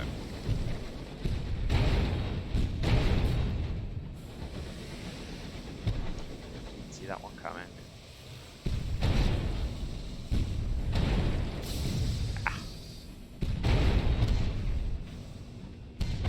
Combat is a lot more dynamic in this than it is in Sunless, which is nice. Please say they have supplies. Oh. Crew of the Marauder lie dead in the corridor, killed not by your guns, but knives and small arms fire. The only survivor is the captain, locked at the brig with a bottle of brandy. Chalk eyes stare back from every wall. When he ran out of chalk, he began scraping them in with his fingernails. Little remains of them, but bloodied stumps. Seen this before, Captain, says the crew member, grasping your arm. Sky madness. Borderlands could treat it if you could be bothered to take the poor sod. Well, I mean, that's literally where we were heading, so yeah. The crew wrap the sky-maddened captain in blankets, then secure them tightly with belts. It takes 4 to transport him safely to your locomotive. He might not be happy restrained, but it shouldn't keep him from harm until you get him to Borderlands. Borderlands lies to the south-southwest of New Winchester. Captain secured, you have a moment to see whether there's anything of worth on his locomotive before abandoning it to the wilderness. Is there food? Please say there's food. Loot the hold. A distressingly odoured barrel. It's fuel. Oh my god. Okay, so, this is bad. Just putting that out there. This is bad.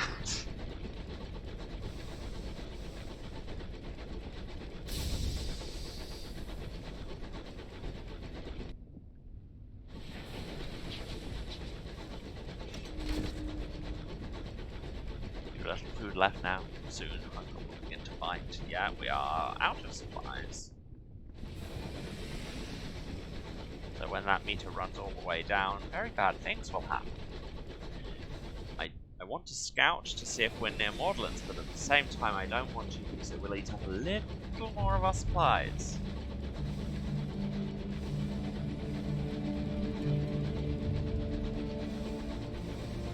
I must say, I don't love the scout now costs supplies. I'll get used to it, but a little bit annoying.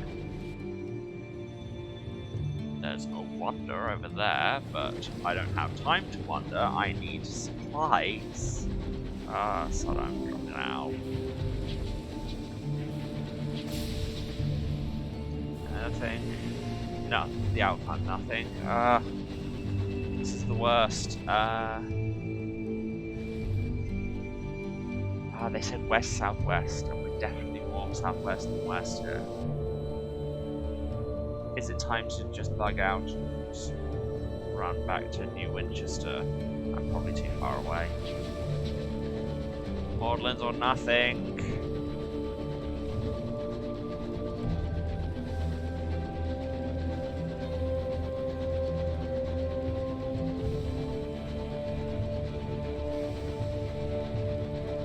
Like something. Found a benefited from a wonder. Memorial to the unknown rat. So those will significantly decrease our terror, which is nice. Because once your terror gets too high, again with the going mad, killing people and dying.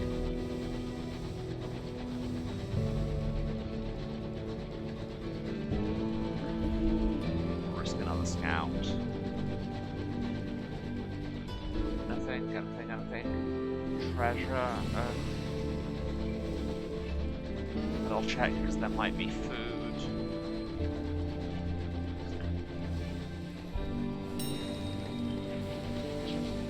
No, there were supplies to repair the hull, but not food.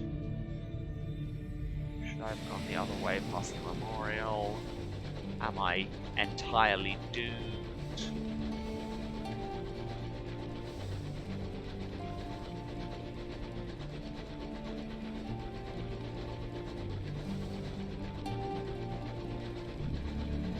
I want to scout to see if there's anything nearby.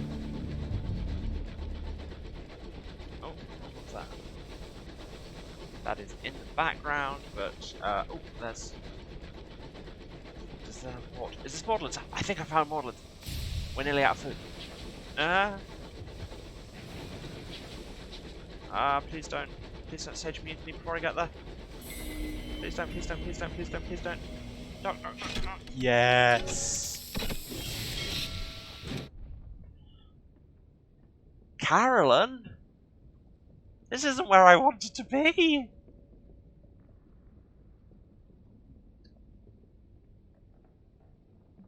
Okay, guess we're here.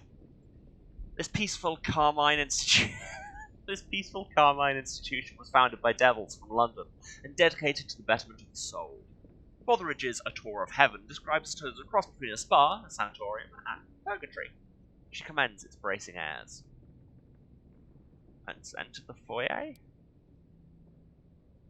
Greystone, the colour of a monastery, attending devils and devilisses dressed in uniform, and an incoming parade of the sick, the friendless, the dying, and those who think their lives would be better if only they were something else. This is Carolyn, where souls are refined into something more impressive.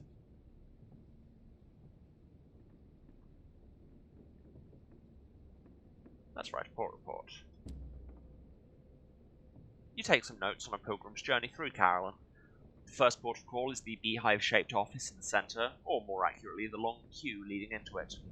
From there, the infernal attendants direct them to one of Carolyn's 7 gardens to undergo penances.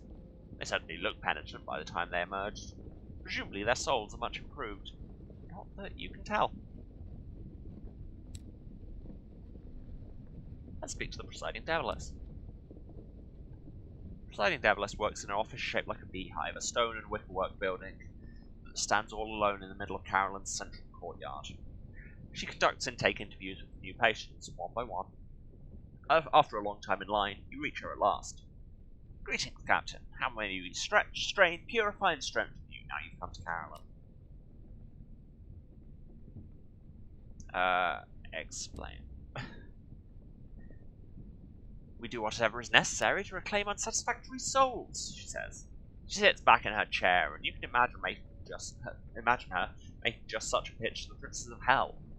For humans primarily, though we do attend to a few other creatures elsewhere on the Great Chain. They come to us with souls sustained, disused in every kind of sordid condition, and we make them acceptable again. Most of those who come to us are volunteers, the rest are beyond the position of being able to volunteer, assigned to Carolyn by their families or employers. And after that... well, most people go home again, she says. Some find that they are weary of their souls and pass them on to us. We operate on that slender profit, on what we can get from donations, or from sales of penance and forgiveness. She looks at the blank page before her. But what about you? You look sturdy enough to make full use of our services. Are you afraid of needles? What is your view of worms? Which do you fear more, venoms or poisons? She takes down a page or two on all your least favourite things. Prepared to offer me a deal, you say? Listen, she says, you are free to make use of Carolyn. Take a penance or two, all to your soul. I think you'll find our services very imaginative. There is another matter I hope you will look into. A devil in rose-coloured gloves. He used to supervise the Gaslight Terrace. He was removed from that position, but I fear he may still not be entirely aligned with the objectives of Carolyn. If you find out anything about him, anything to his disadvantage, she looks grim. Bring me the evidence, and I will reward you.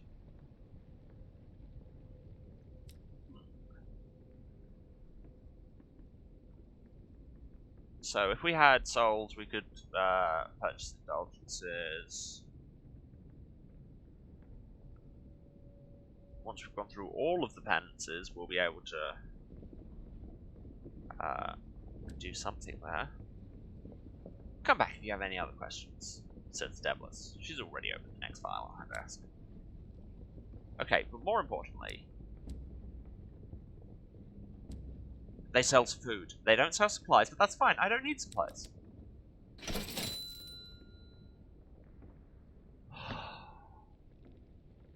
There we go.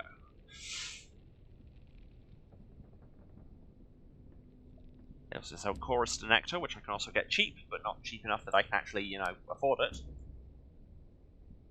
Let's travel around Carolyn. So we've got all the different places that we can go and do penances. We have a stained soul. Let's go to the Garden of Insatiable Roses. The path runs around the side of Carolyn to an area that cannot be seen at all from the centre. It's a narrow and unassuming path, almost overgrown, and the ground underfoot is soft earth. Let's explore the undergrowth as we go. We lift aside a canopy of leaves alongside the path. Underneath, white maggots are eating a sigil of warning into a fallen peach. Yeah. By the fence, there's a composting pile. Thousands of worms are reducing to mulch a heap of unacceptable book matter. Most of the books were confiscated from penitents. Now and then, the compost catches fire and a supervising devil has to put it out. But this fertilizer explains the aggression of the plants that grow here. So, we can get a penance, but a 14% chance of success is not good. Need a whole bunch of penances to cure the stain on our soul. Approach the hellish penitent. At the centre of the garden is a picnic banquet. There is too much frosting on all of the cakes, too much oil in the salads, but several of the penitents sit glumly eating, with only their own clothes for napkins. Devilish sits among them eating treacle from a jar. Hello? Supposedly, says the Devilish between bites, the souls of devils are incapable of being refined, make some adjustments improve here and there, and then a death or two later and all the work is gone. But I'm determined. If humans can be improved, so no. We are now assisting a hellish penitent. So, if we have a bunch of penances of one kind, we can trade them to her. Yes, I vaguely remember Carolyn being its whole little sub-economy, but I need higher stats to take advantage of it.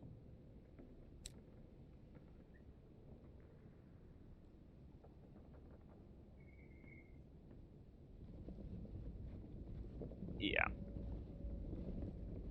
Well, let's just go to the Gaslight Terrace, because isn't that where the rose-gloved devil was meant to be? Your companions are a lady in a button cloak and a young male student. They talk amongst themselves about the seasonal warmth, and about how the yellowish glow of the lamps does not show blue silk to best effect. Their words are commonplace, their hands folded and gloved, their opinions supplied by a respectable gazette. You've almost forgotten them even while you are still walking together.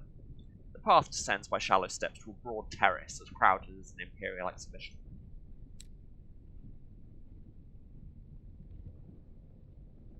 Okay, so that devil is not here. Let's approach the spineless curate. At the nearest station, a curate has been shackled into an ordinary pillory. Hello. I've seen something. In this light, it's hard not to see them. A devilish orderly jabs the curate with a needle. At the sight of the jab, the curate's skin goes lavender. I'm being treated for not believing in God. I've tried everything. Prayer, fasting, long weekends with a professional saint. None of it worked. My sermons were suffering. My bishop complained. Has it helped? Well, I have dreams of snakes and angels, he says. It hasn't made me a mystic. I don't think the devils are real either. Just men with funny eyes, aren't they? The devilish orderly smiles with extra teeth. And again, you can pay penances to get stuff.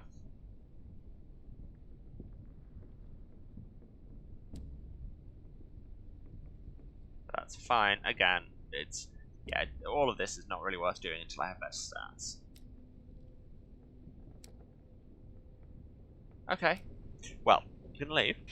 I'm gonna undock and then immediately dock again, because that's trigger an autosave. I'm gonna pause it, and we're gonna go to break. And when I get back, we will hopefully find more lists.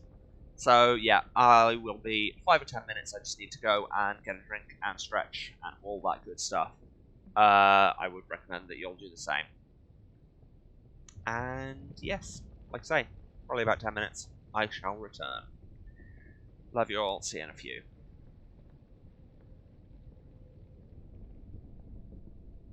And we're back. Hello everyone. I had the...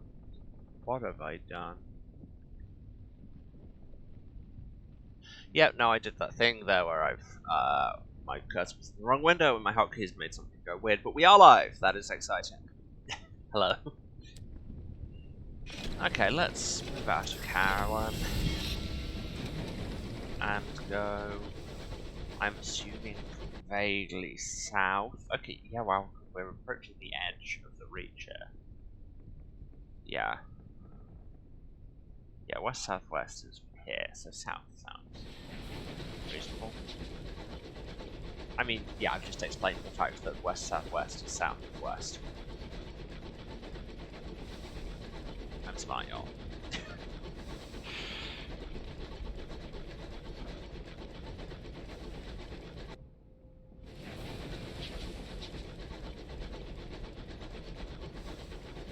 I know we just bought supplies, but not a huge amount, and I'm still a little anxious about the air wreck. If we could steal anything from the Gertrude. The wreck gleams with frost, its windows are dark, its engine silent. Perhaps something of value lies within. And a yawning tear in the hull, the damage is so extensive that the whole chassis is on the verge of collapse. No, I'm not going to risk that. More than dead. It is proper.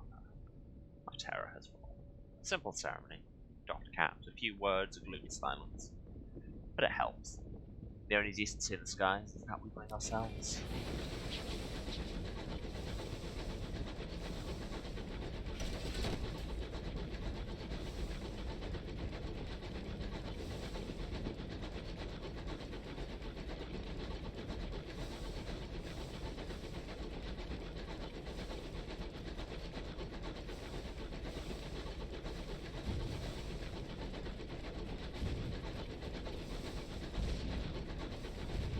Sounds like a fight happening.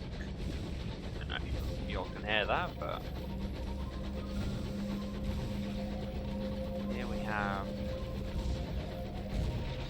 I think. Oh, there's a fight between.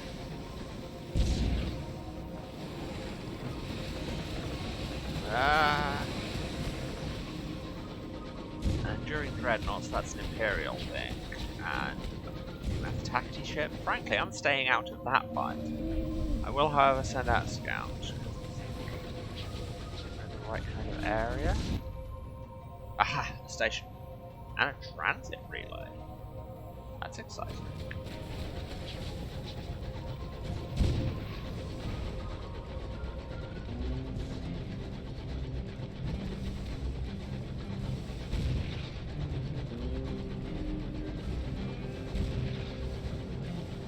Clock chimes twice, quickly. It's close to the end of our line. Time is ridiculous.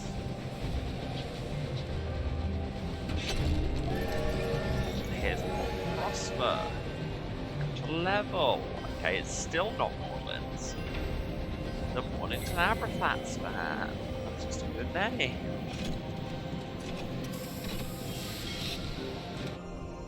Queen's Cross Station, crammed at the feet of a hulking crag, Port Prosper is a little London, divided into an affluent west end and an impecunious east. Queen's Cross is a busy station, crowded with dentists who arrive through the nearby transit relay from Albion. Well, first of all, in 11. So, we've still got the options of being scarred, or an ex-prisoner, or involved in a scam. You can have a mentor, or a lost love, or be involved in the liberation of Night, which is... yeah, it's an anarchist thing about trying to find liberation from even the law of the stars.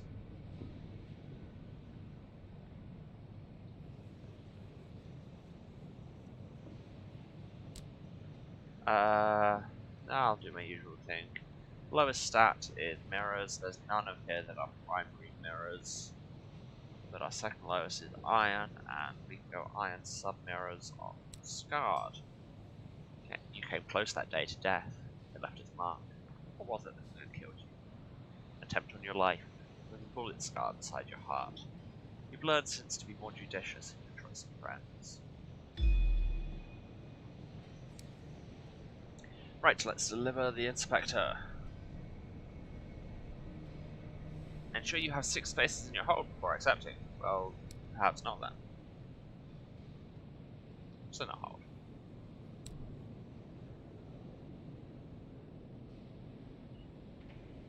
It just means we might get overloaded on fuel and supplies and have to get rid of some, that's fine. Thank you, Captain. Here is the balance of our agreement, and as promised, a requisition order for fuel and supplies. She casts another glance at the incomplete clock tower. Given the apparent state of construction, I'd recommend you visit the worksite. There may be an opportunity there. And thank you for the pleasant conversation, Captain. The sky can be a lonely place. You enlivened it. Having included a small additional sum in your remuneration as token of gratitude. 3 fuel, 3 supplies, 150 sovereigns, and 60 XP? Yeah! A new clock tower.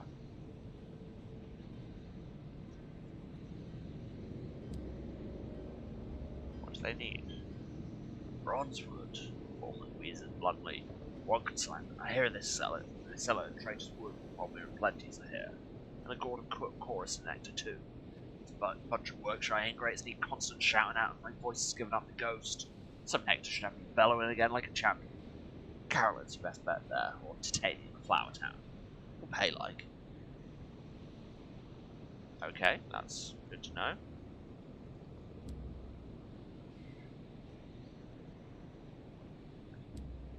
Report. The factories continue to belch out smoke, while over the bridge, hopeful crowds gather outside the Admiral Nelson. Lovers can be seen strolling arm in arm along the promenade, at a respectable distance from their chaperones. There was a brief protest outside the Winwood Company factory, which was quelled. The scones at the Nelson were as good as ever, though the chassis of the jam was less than my desire. First world problems. Attend a parade. It is apparently the Feast of the Red Saint. Gaudy banners fly over the painted rooftops of Port Prosper. The smog of the East End is hidden away by giant posters displaying dragons in varying degrees of vivisection. The cramped streets are clogged with people. Wealthy West Enders promenade about the amusements, while impoverished East Enders work the stalls and huddle by the chestnut fires of the wall. A painted dragon pursued by knights is chased through the crowds to a chorus of "Ho, the riding!" Let's fraternize with everyone. Because screw it. You're treated as a curiosity and viewed from all sides with suspicion. Still, you find yourself in conversation with an elderly colonel who's retired to Port Prosper. Bulwark of sanity, he called it. A line in the sand against all the stuff out there. He introduces you to one of the riders of the procession and takes you on a tour of the carnival. You converse with chestnut sellers and flower arrangers, drink in the outdoor pubs, and dance with several of the vaudeville players. At the end of the day, you've learnt many names and faces, and even acquired a few calling cards. So we're now tolerated by both West and East. We can take tea, though. That's exciting. The Admiral Nelson is Port Prosper's most exclusive tea house. West Enders congregate here to sit amongst the many little tables of ornamental shepherds and bulldogs, and drink tea from little saucers with Her Renewed Majesty's face on. The Admiral Nelson is so exclusive, in fact, that it opens only occasionally, and never does anything so crass as advertise. People know by word of mouth. Initially, at least. Afterwards, most profitable just join the queue.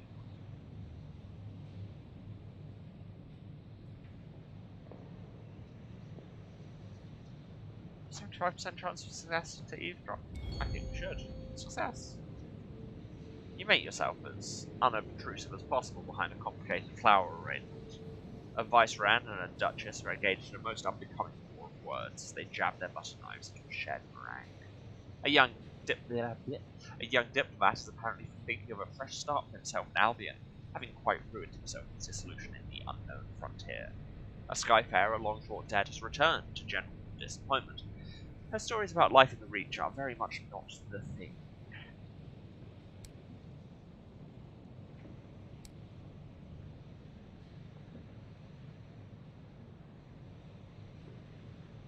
Recruit the incognito princess? How much will it cost me? 100, but I have it now. Perched atop a mountain of luggage is a radiant young woman. She's an officer dressed in what an actor would wear in a fantastical romance. A tiara rests on her brow. A steady stream of commoners comes to pay homage, bowing and curtsying enthusiastically. Starlings circle in dense swarms above her, refugees from old London, and a common sight, although not in such numbers. She ignores everything and hands you papers so pristine that they can only be forged. I think we should absolutely recruit her. Which one would it be? Princess Alexandra, I think? Is the captivating princess, or is it Victoria Jr.? I think it's Alexandra. My Victorian history is not amazing. Sure thing. Welcome aboard, Your Majesty. I am a humble first officer, looking for... what's the word? When commoners do things with coins, she asked. Work, that's it. She beams at you, delighted, as innocent as a Gatling gun. As she steps aboard, a commoner calmly takes a spoon from his pocket and scoops out his eyes. After such radiance, all else is tawdry, he says between screams. It seems she's already forgotten about her signing on money.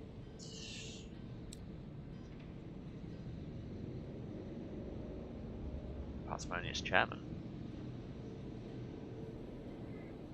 The offices of the Windward Company on Port Prosper are elegantly appointed, if antiquated, painted from old London. The parsimonious chairman has work for ruthless captains. He sits behind his important mahogany desk, with a canter of brandy at his left hand, and a series of neatly stacked reports to his right. A fire has been lit in the cavernous hearth. It is too warm. But he promises an opportunity. I like those. He pours the brandy into 2 glasses, then produces a ruler to measure the amounts. To business. He smiles, revealing the extensive damage to his teeth. I was a pugilist back in London. A young man's game. He stands at the window, watching the starlight bathe the sloping streets of Prosper. This place exists because of constant work. From the politicians who planned it, to the pioneers who built it, to the soldiers who even today defend it from Tacites. We have need of more such work. Bring me nameplates of Tacti engines. We keep lists. You will be rewarded. No, because I'm very much aligned with them.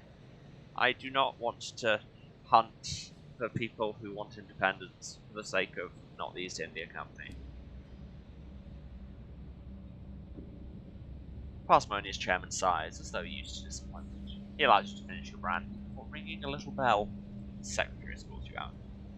My door, the chairman says, is always open. Well, okay then. Anything else to do around here? Transport settled. I have no hold space, so... About the transit relay. How about passage to Albion? A garrulous captain is delighted to have an excuse to talk. I'm happy to help, Captain. Happy to help. They point down the docks. There you are. Keep going past the port, you can't miss it. If you've good eyes, you might even be able to see it from here. Passaging free, mind. You can travel first class if you have a ministry stamp permit, or you can bring a couple of barrels of ours to travel second class. Or if you have neither of those things, you can stay in the reach, you poor person. Here they are also selling seeds. We have seeds.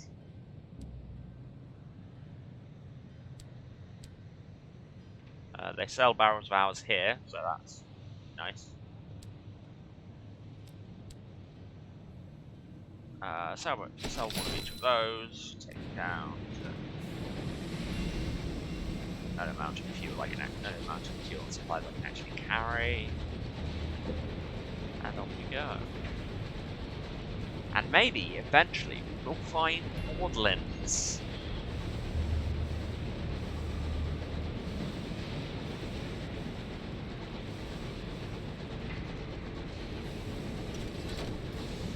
Possible when they,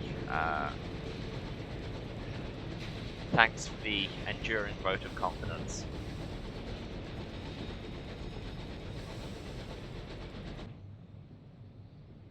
I should probably have gone east, actually. Probably gone too far south here. Okay. That's fine. We are close enough that it doesn't feel like a waste to adjust.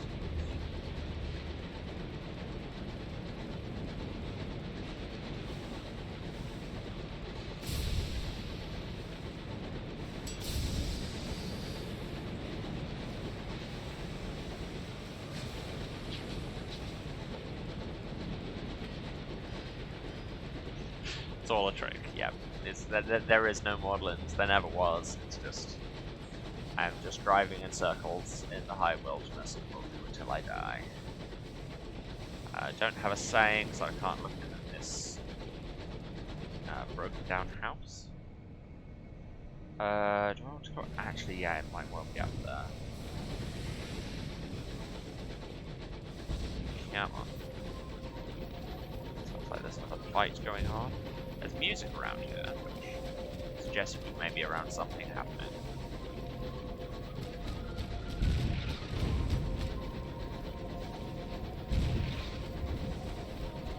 I'm going to stay out of it and investigate the wreck of the Sunless instead.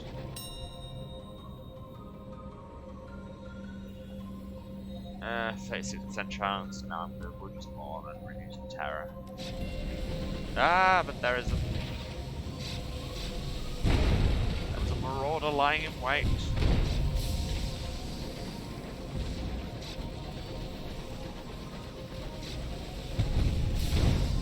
Ha! Get wrecked. No.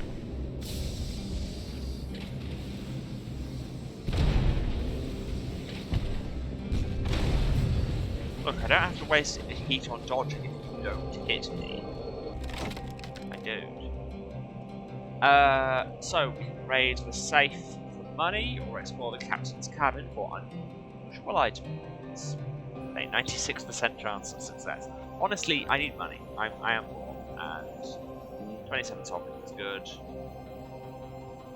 Oh, no, I'm not as poor as I thought, because, as it said, the princess didn't actually take her signing on fee, because why would she? Also, I never actually assigned her, did I? That one's on me. Owl, find me a thing. Owl found me a thing. There's some big listings down there.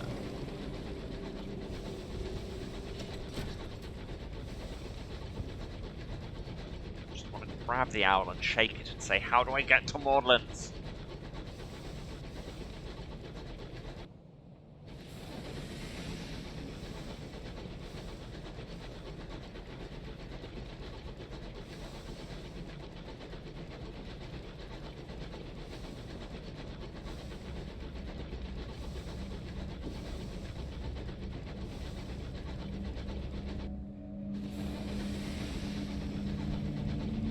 Okay, that passage in particular was making me very uncomfortable. I'm not entirely sure why. Okay, now the wrecks have supplies, sure. Oh, there's a horror over here. Those aren't great.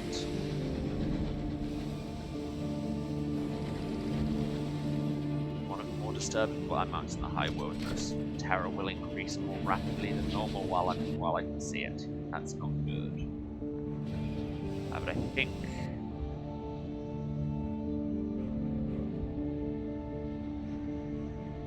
west southwest is like that. I've explored all of that. Game, let me live. It said there were cantankerite around that horror, whatever it was, but honestly, I'm in no place to fight right now. Let's go back through this corridor that made me uncomfortable. There's also treasure just south of that horror.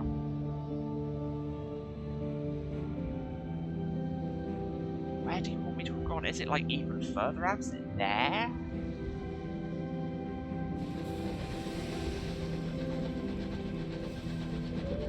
Just tell me where to go, game.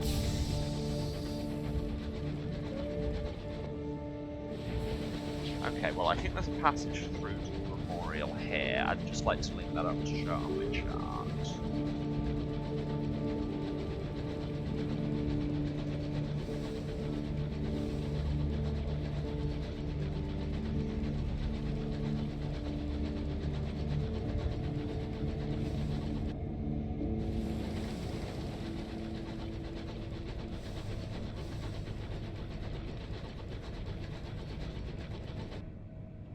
Yes, so this next round, that's all to the good.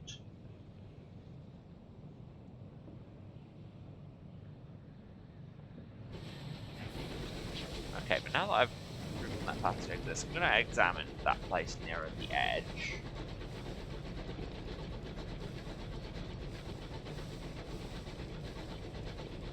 Because then, at least if I run out, I'm not too far from the crossbow where I can be stopped. There's that dreadnought that I'm not remotely going to tangle with.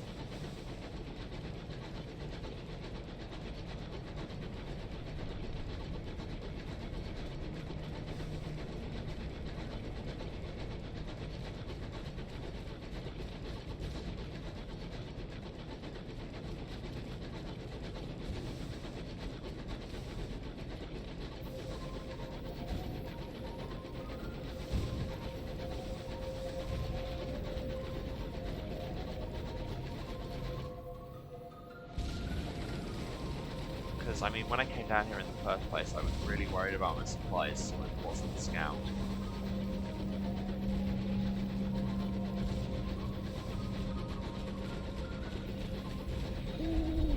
Now I'm going to.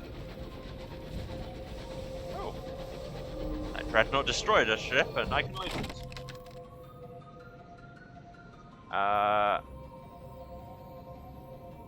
Yeah, I don't really want to roll a 36% chance for fuel and supplies, so let's just seize that cargo instead.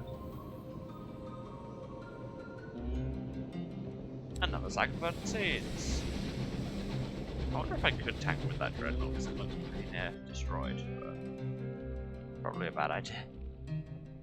But my scout said it found something, can't see what.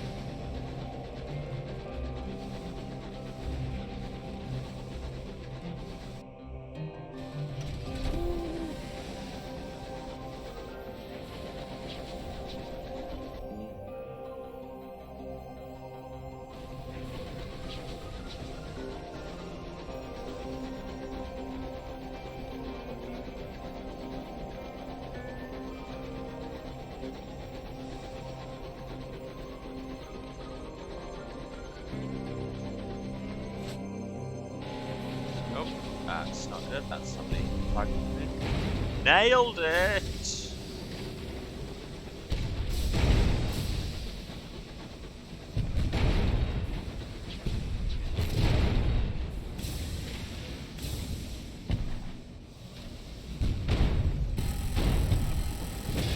Ah.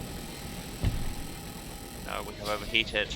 And I forget that trying to fire while overheated means you'd lose hull. That's bad.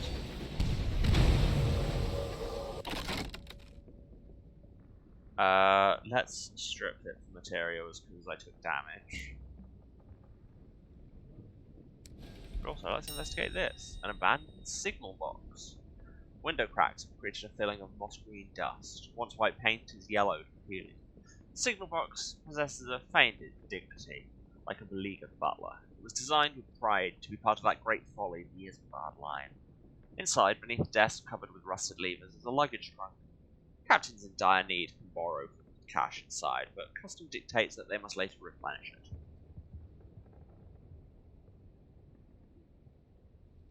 Well, let's read the ledger first. The handwriting is poor, but legible. Captain O'Garner withdrew from the cash, citing desperate times. There's a column for miscellaneous notes. The captain writes feverishly of a light that danced at some distance before them. After some hours following it, it abruptly grew, getting brighter as it did. Then nothing. Just gone. A vision of the heavens. Now, what's in the cache? There are supplies. There is fuel. Or I could leave it. Yeah, because... yeah, I don't want to invite bad luck if I don't get around to putting it back. That is fine. That is fine. Ow, please tell me something good. That's not something good.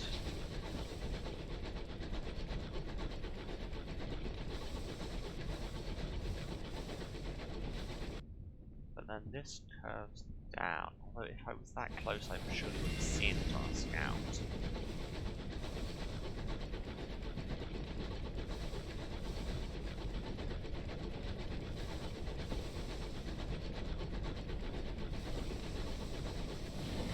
And that isn't dead end anyway, so... In conclusion, where the hell am I going?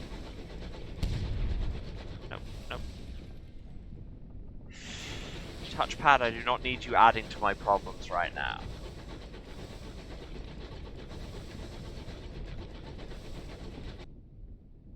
Okay, I'm now even further north than Carolyn, so I'm definitely in the wrong place. I should really start curving back around.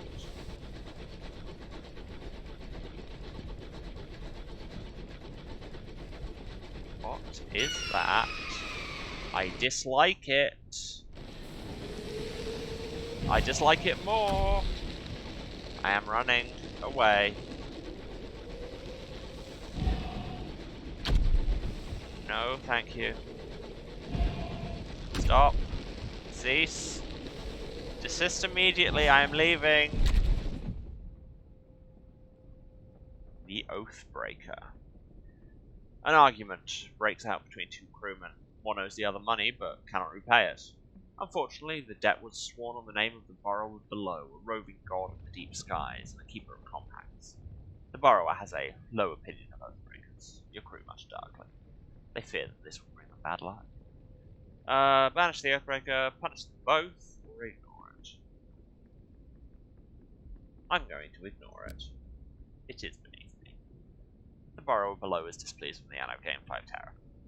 Well, over the next weeks, a division forms in the crew between those who side with the debtor and the larger group who side with his creditor. Morale suffers accordingly. The persistent oak and fogs that beset your engine each morning don't help. Okay, but right now we have more problems. There is a monster chasing us.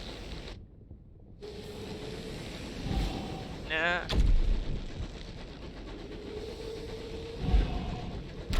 Please stop.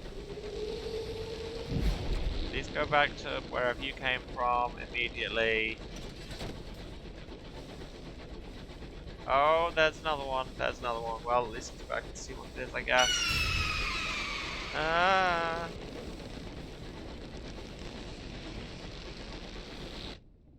I'm just trying to get back to New Winchester.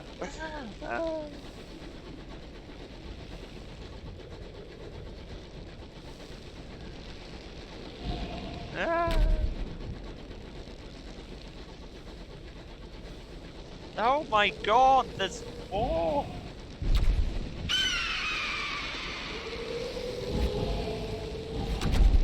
I don't think these are Eaters of the Dead. I think those are in a later area. These are...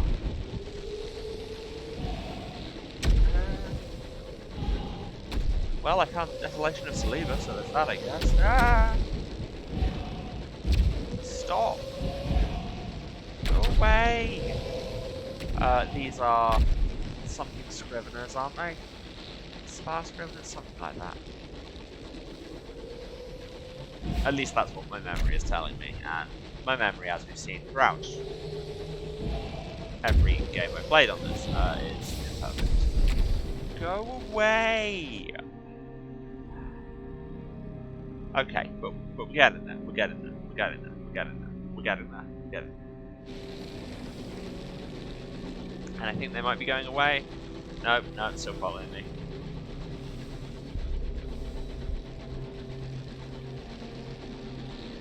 Look, you can't tell me to stretch while I'm being attacked by monsters. I am kind of focusing on that. And there's a fish. I do not need to also be attacked by a space fish. No, no, no, no, no, no, no, no, no, don't like it, don't like it, don't like it. Ah, this is bad. Okay, I might actually be better off killing it.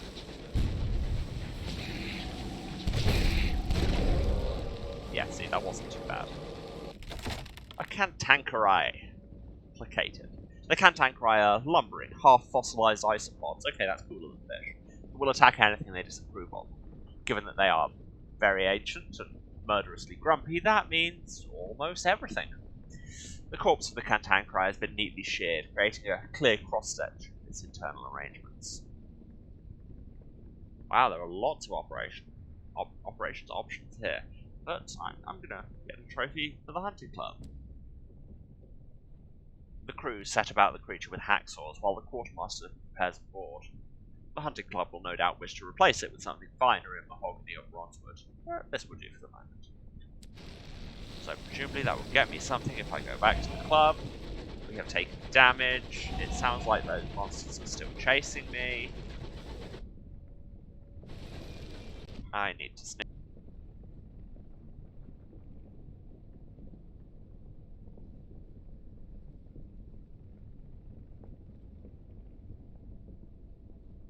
Okay, no, apparently the sneeze is not happening.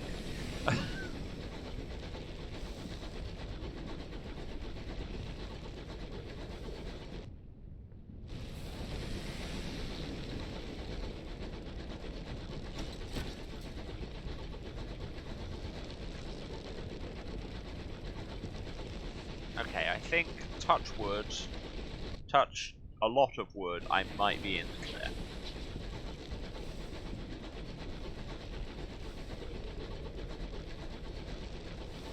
Although I am nearly out of fuel supplies, but luckily I am back here.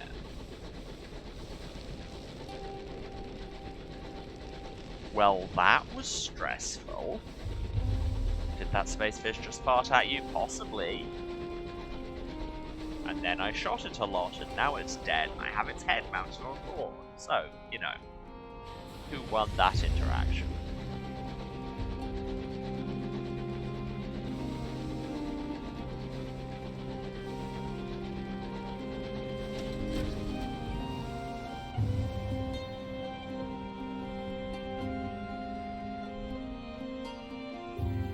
And let's give all our stuff to the Tactes.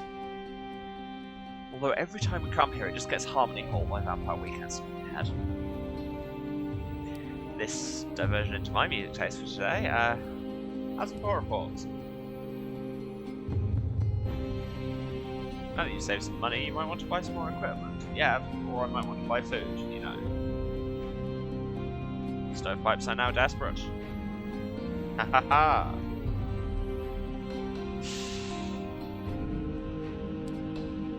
And I can trade a favour for a savage secret, and I need a couple of them to be able to decode this letter. She leans close before she speaks. Her voice is low and laden with tobacco. She says what she knows of several motions that have not yet reached the assembly floor. Some would make changes to laws that it is helpful to know about in advance. Excellent. Good times. Do you have any traps now? You don't. Winchester is just around the corner, which is good, because once again we are out of food.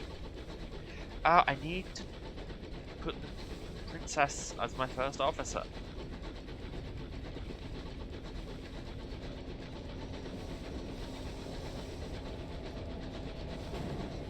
Frankly, I'm amazed we're still alive at this point, but here we are. Oh. A scrubbed clerk begs a moment of your time. I represent Halliges, the banking house. I promise this will only take a moment of your unquestionably valuable time. He produces a folded contract with a flourish. We hear promising things about you, Captain. Very promising indeed. We would like to extend our services. We provide a secure solution for the storage of your assets. Absolute discretion and steadfastness unto death and beyond. We require only a signature. The offer is entirely complimentary, I assure you. At Halliges, we measure ourselves by the quality of our clientele. A bank vault so we can store and withdraw items. That sounds amazing. There, it's done. I'm certain that this represents the beginning of a long and warm relationship between ourselves and your lineage. May it endure. I bid you good day, Captain. So you can access your bank in the central port of any region. Only in the central port. Okay. Be able to access them from any hub port. If your captain dies, the contents of your bank will be inherited by your next captain. Well, that's exciting. Ah, yes, there's our bank. Well, we'll put our bat in storage, because we have a scout, and he's just taking up room.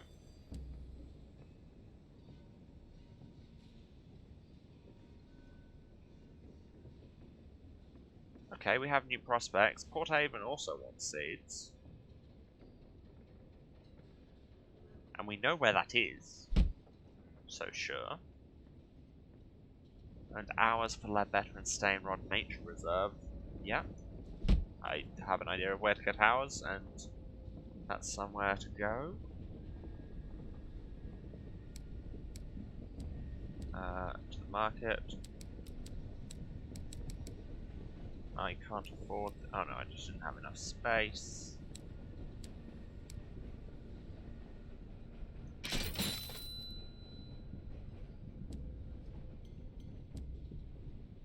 Can I buy more hold space? I can buy more quarters. A stain-away canning station, which gives us the butchery skill. You may take mining already, to go with mining. A shotgun.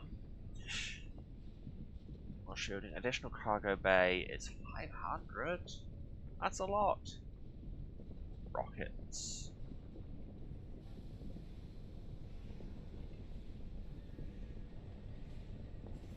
Sensible plumbing.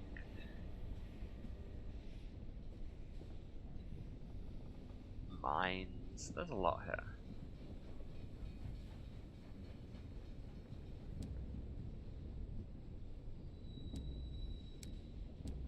But I can't afford anything, so.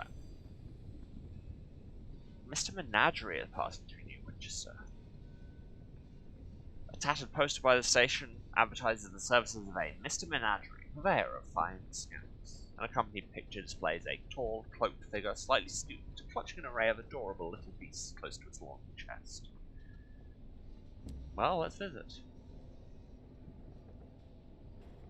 The cloaked figure looks up as you approach. Its garnet-hued eyes gleam in the darkness of its hood. Scouts! It rasps, hopefully, its voice like a cleaver on a whetstone. We trade scouts for things and stories. It leans closer to me. We're leaving soon.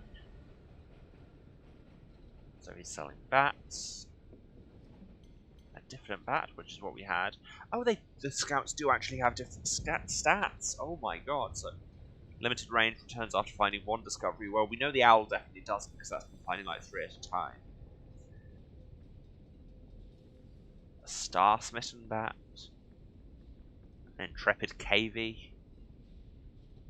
Which is a guinea pig in armor flying a mechanical bat. Amazing. A Ratronaut. Again, amazing. But I can't afford any of them, and my owl seems to be better than most of them, so that's fine. Mr. Menagerie nods its head. We are moving elsewhere soon. We will leave a note saying where we have gone. We will have more things to show. Stories to tell. It turns away, humming an eerie tune to itself as it gathers its things for the next light feature. So, to those of you who know the story, that's presumably one of the Masters of the Bazaar. Just because he's called Mr. Noun and there's a tall figure in a cloak with a slight stoop. Let's repair the hull. And that's fine. So, where do we want to go? I'm going to double check my thing. It does say Maudlin's southwest.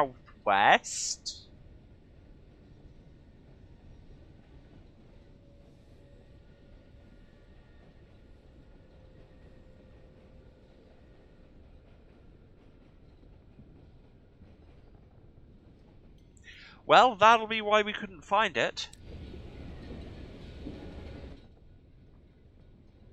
Because we were looking there, and we should have been looking here.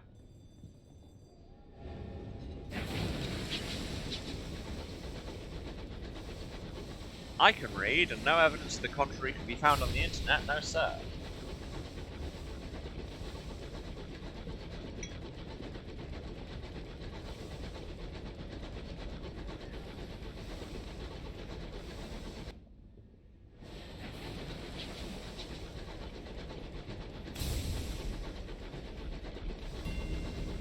Scamp's Narrow, that's a good name. There's something just fundamentally English about that place name.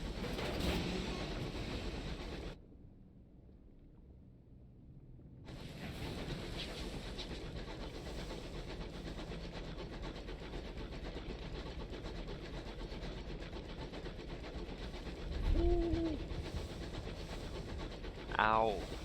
Return and tell me news.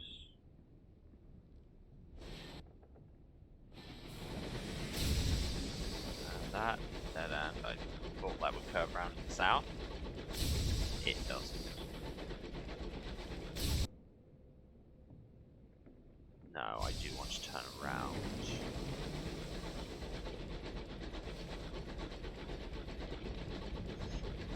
Welcome to the true Sunless Seas / Skies experience, which is moving the party slowly through space you've already explored.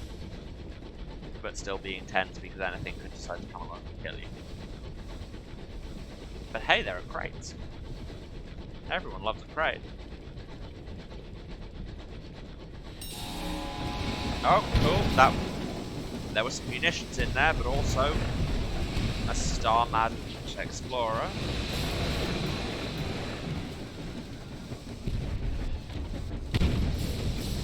Dodged the wrong way, but luckily he missed.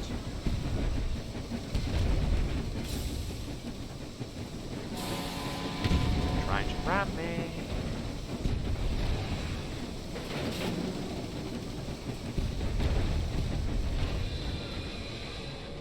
Okay, that could have done a lot worse. The crew of this weathered engine have been driven mad by the winds and stars and things that haunt the sky, that makes sense. Well, they transported something valuable, an intriguingly bulging sack. It's got 31 sovereigns in it. Sovereigns? Sovereigns, there's no T in there. Why would there be a T in there?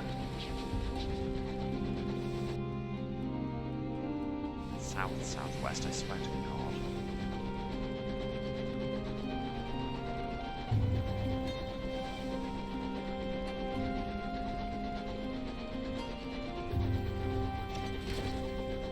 Sovereigns are my new currency. Copywriting it right now.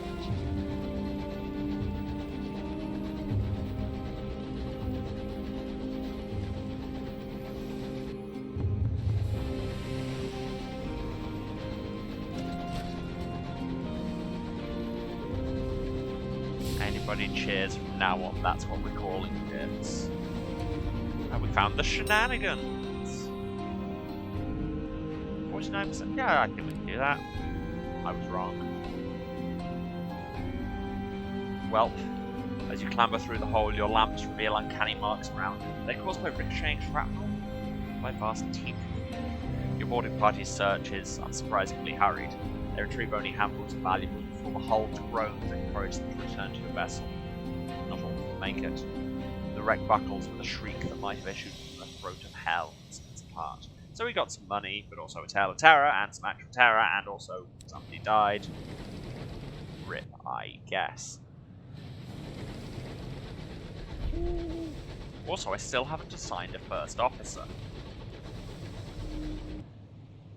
There's a station there. It's south-southwest of New Winchester.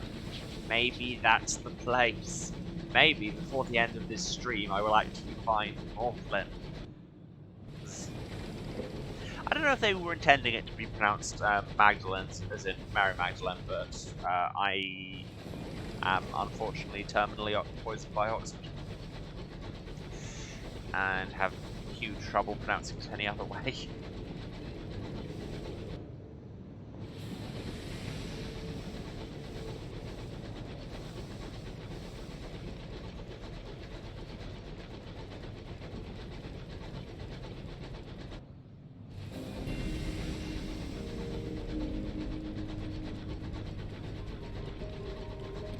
Have we done it?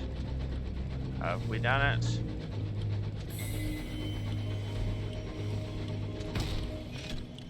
Slightly bounced off it on the way in and lost some hull, not great. Maudlins! I achieved a thing!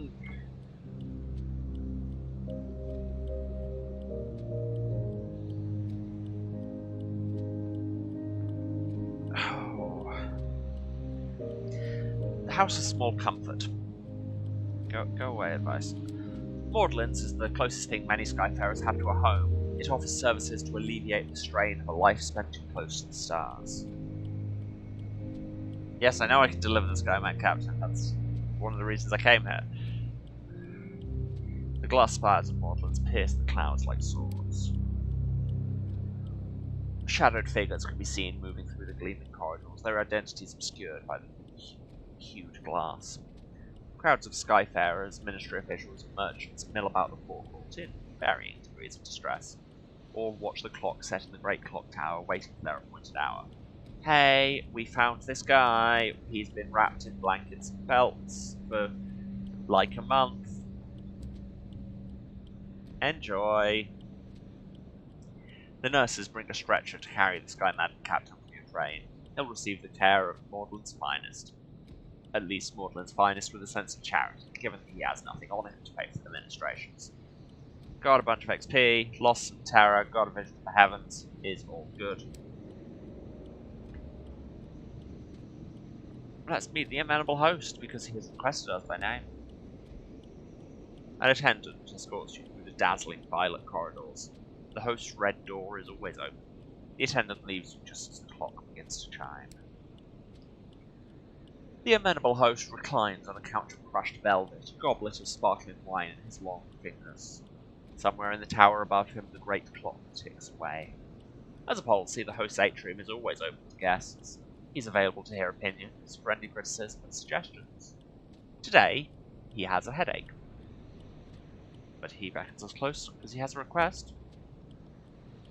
His voice is soft and sibilant like butter melting in candlelight. A guest has become rather too attached to a particular attendant. He always requests that the same attendant appear in the exact same guise. The amenable host's lip curls in distaste.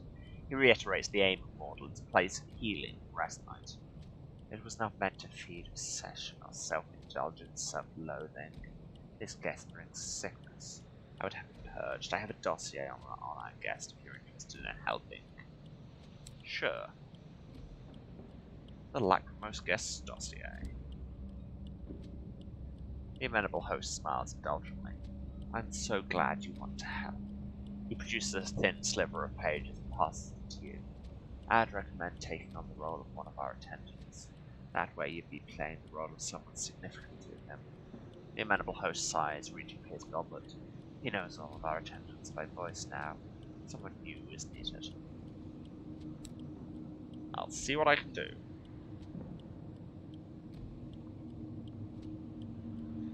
Is it the Sunless Chambers? Is that where we want to go?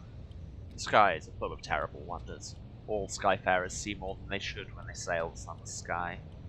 The sound of soft laughter and the occasional sob echo through the stained glass walls of the treatment chambers. An attendant sits guard before the door.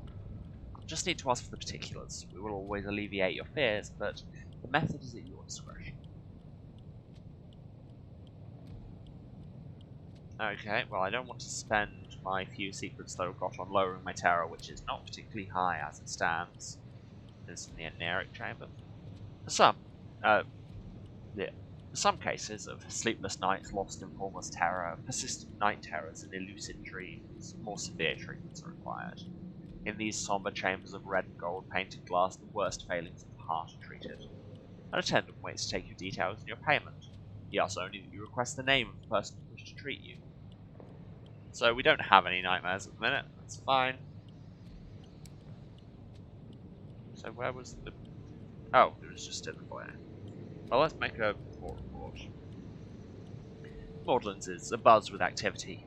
Barely has the clock chimed, but the clamour goes up at the front desk, guests rushing to and from appointments. Lord Blank was seen in conversation with the amenable host. The East Wing was closed for general access all day. A certain distinguished admiral was seen with his second-in-command entering one of the chambers of regret. Several guests succumbed to an excess of sentimentality and were forcibly removed. So, about this guest. How do you plan to deal with him? A treatment chamber has been emptied for you, should you wish to adopt a guise from his past. Alternatively, he's standing right there. He does not seem to have noticed you, his eyes instead boring through the doors of the treatment rooms. It really doesn't feel right. like, I mean, it's as a therapy method, like them disguising themselves as people from people's past is sketch to begin with, and not something I'm totally interested in doing. And frankly, at this point, just talk to the man. The lachrymose guest's eyes widen as you approach. Has there been a problem? You invite him to sit. Stiff brandies are ordered. You recount your own share of heartbreaks and tragedies, how you found yourself here, and you make clear that, despite all that, you will be leaving. He nods slowly, and after a quick shake of your hand, walks away toward the station. He does not look back. Cool, dealt with the thing.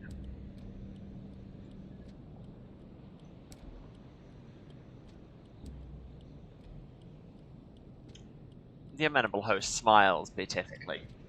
Of course, my staff will be pleased. It is a risk of our trade when our clients can no longer separate identity and illusion, but seldom pleasant. That's just a thing with therapy, I guess. He sighs deeply, echoing around the chamber like a newly freed dove. It is a trap any of us could fall into. His face darkens briefly. Here, take this. He fishes around beneath his couch for one of his goblets. It'll fetch a pretty price. Take it with my thanks, and do visit us again. Done him a significant favour, got 100 sovereigns, which is a significant favour to me. Do you have anything else to say to us? He has another request. I admired your discretion earlier.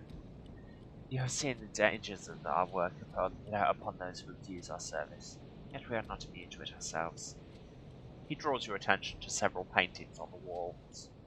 My regulars have, at various points, requested that I be a prospector on Lustrum, heir to a fine house in Port Prosper, and a titan of industry on New Winchester. Very specific requests, and more I have vivid memories of being all three, yet all cannot be true, surely. He presses a locket into your hand. This bears my image. See if anyone remembers me. I can't remember who I was before this. If I could be other than I am, I'd like to know. Okay, so we've got some places to check. We don't need any treatment. But they want seeds. There we go. Seeds. And we completed our opportunity and got a bonus 100 sovereigns. And they sell bronzewood here. That's exciting. I'll buy one. We know we need one for the clock tower. I'll have another. Get back up to 4-4. That is indeed an oof of a mission, and frankly, if I know these games, it will not be the last. So now, if we head up through here to Carolyn, we can get some honey, and then down to Port Prosper to turn in for the clock tower. That sounds like a plan. It will last precisely until I get chased by one monster or turn the wrong way.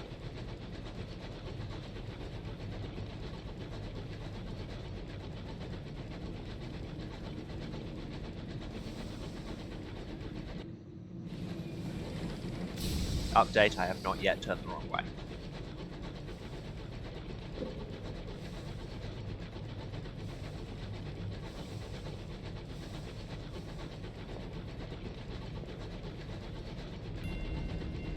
The Fallows.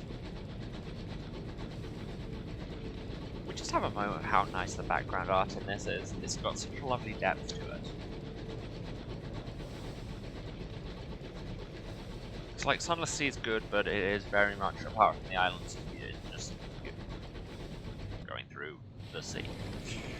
And it is all just sea. With the setting of this, they can give it a lot more scope and a lot more, like I say, depth, 3D.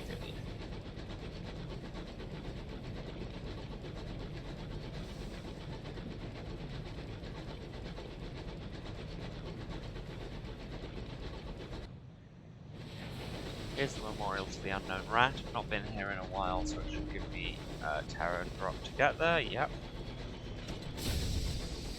That's so cool. Go up and round.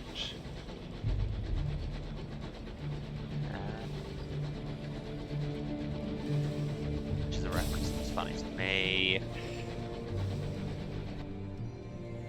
Yeah, we're good.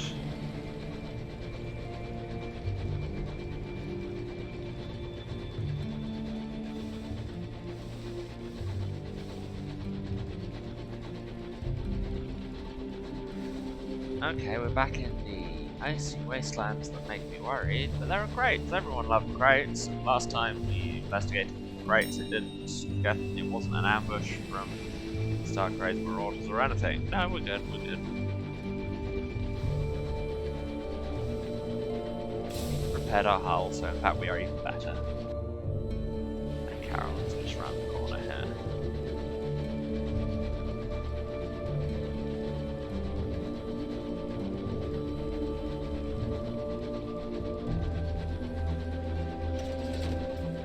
Still haven't assigned our first officer. Let me do that the moment I get into port.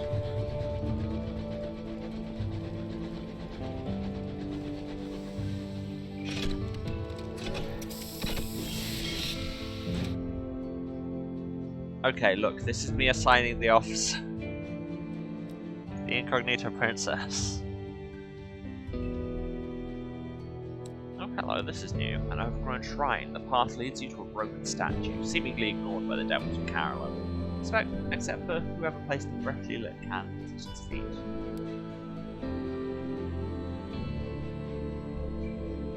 The face is poorly carved, but its features unmistakable. The borrower below stares at you from one gemstone eye and an empty socket. Well, let's contemplate it. Our terror has fallen.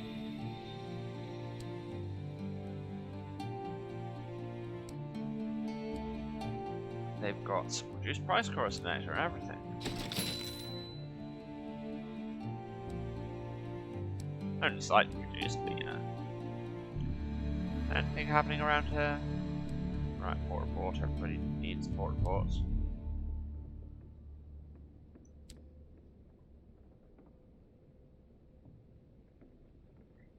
Can't do a thing until I'm establishment enough. There, that's fine. Yeah, no, I'm good. Port Prosper, which is that way. That direction that is widely known as south-southwest.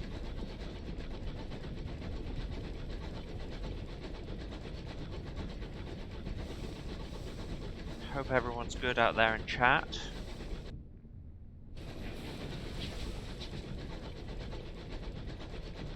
This is, you know, these are slow games. And I have no idea how interesting this is to watch.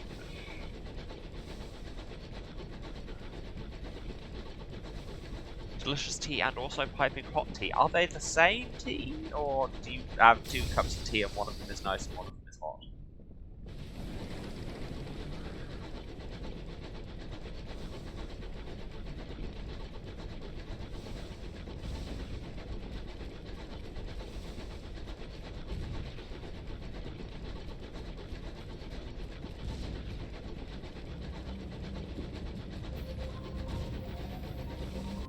Oh, one of them is metaphorical piping hot tea. Ah, I see.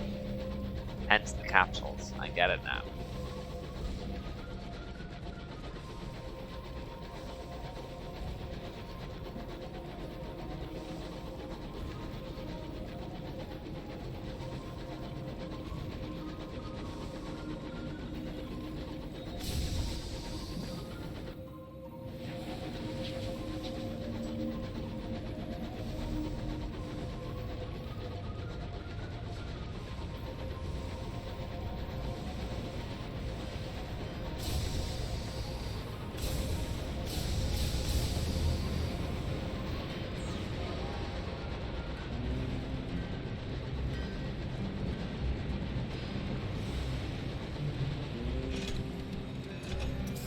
was going to crash into the edge there, but I just skimmed it and didn't actually lose any hull, so that's all good.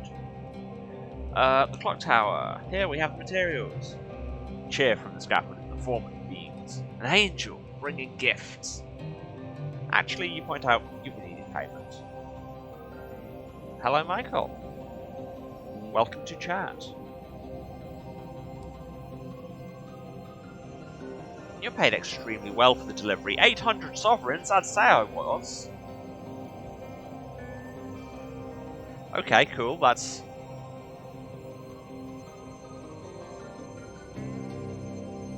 Everyone's shouting my name in chat. Doing the promo poster for the game show, how do I want to be credited with my name? As opposed to what? Like, if you could put the name and the Twitch handle as well? That would be good.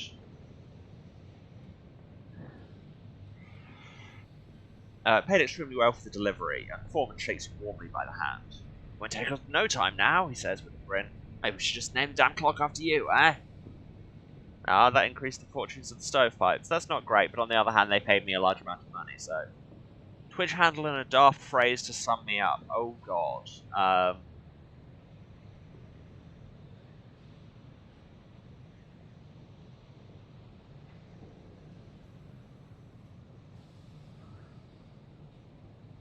I will hydrate while I think.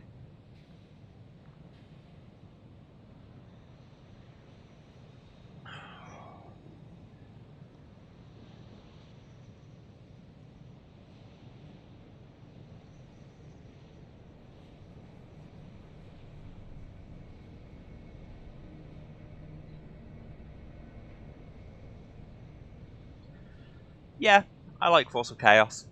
That works.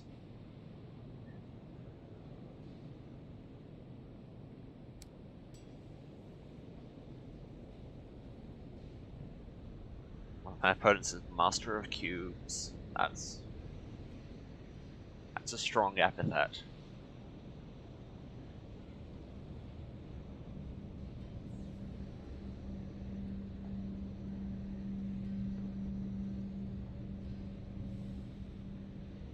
Do we want to do anything else here? We've got some hold space. We could offer transport.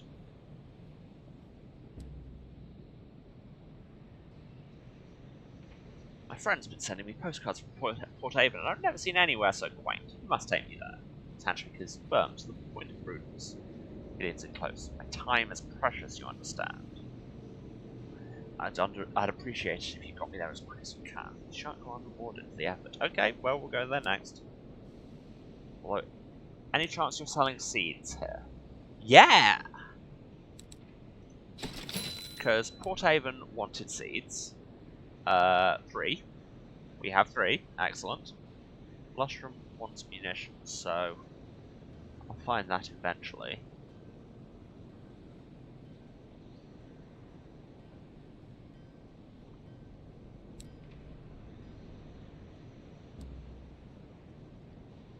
And, I mean, we need hours for Leadbetter and Stainrod, but buying them at market value is very unlikely to be profitable. But I should have not closed that, because I should buy some human supplies.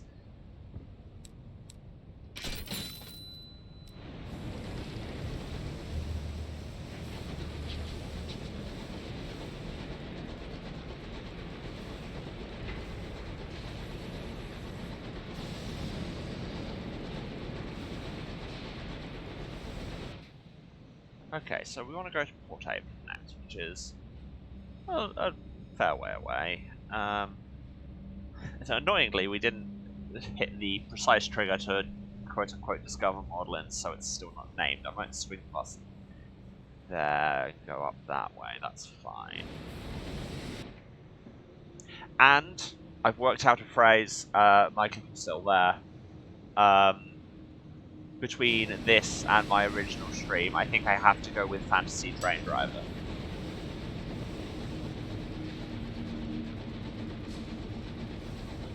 Because me driving trains just seems to come up in everything.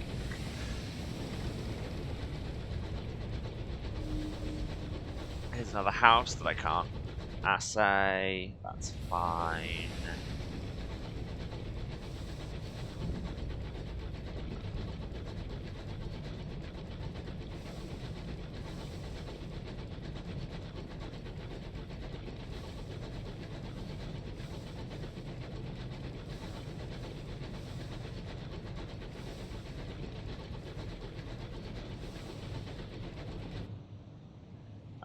No, I do not want to go down there. I want to go around the next headland.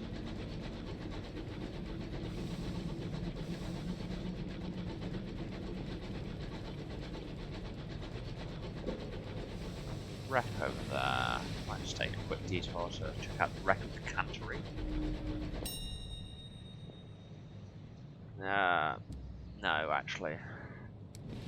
Oh, we gained terror for leaving it untouched. And then I smacked into it and lost the hull. Oh my god, this is the worst. I should have taken that coin flip.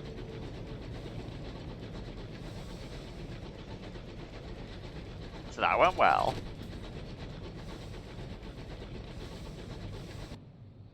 Yeah, I'm gonna go down here. I'm gonna go past woodlands. And hopefully discover that bit above it where I think the trigger is. It just bothers me at not having the name on the map, because then I can't remember where things are, and given how hard it was to find in the first place.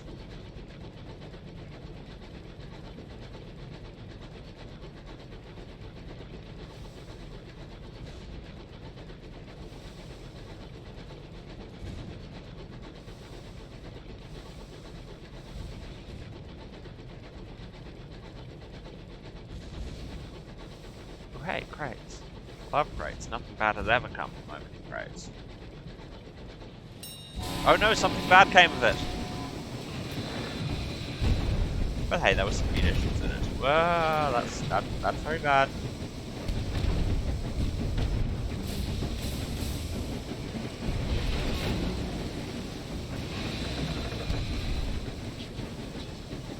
I am not doing this perfectly. And now you are running away. Ah!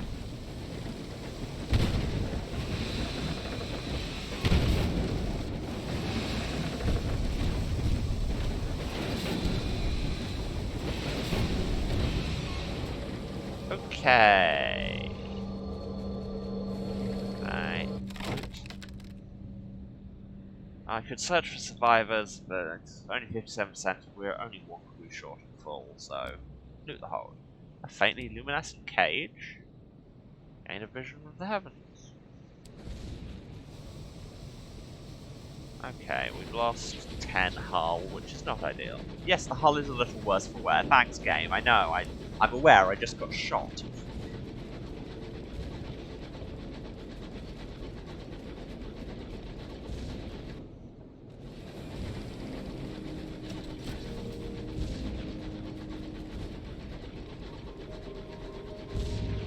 Some really nice piano music around here.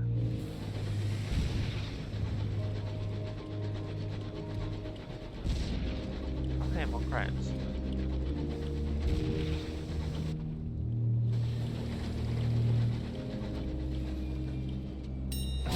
Oh my actual god!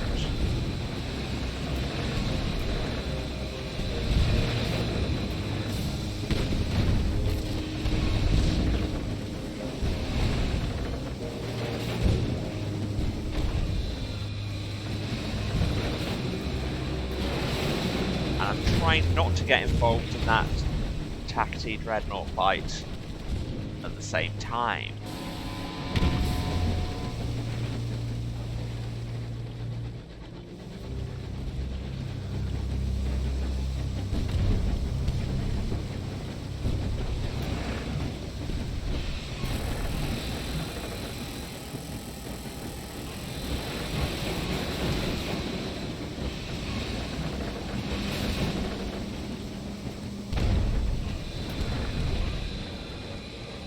Okay, I'm really not loving the amount of hull damage I've taken. Ah, excellent, I can scavenge them for parts. Phew.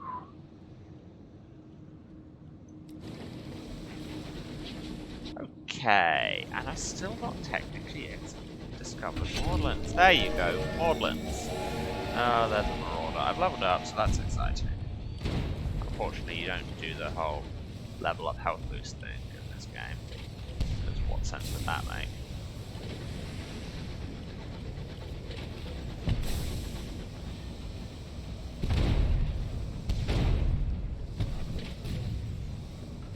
Really could and perhaps should have dodged that.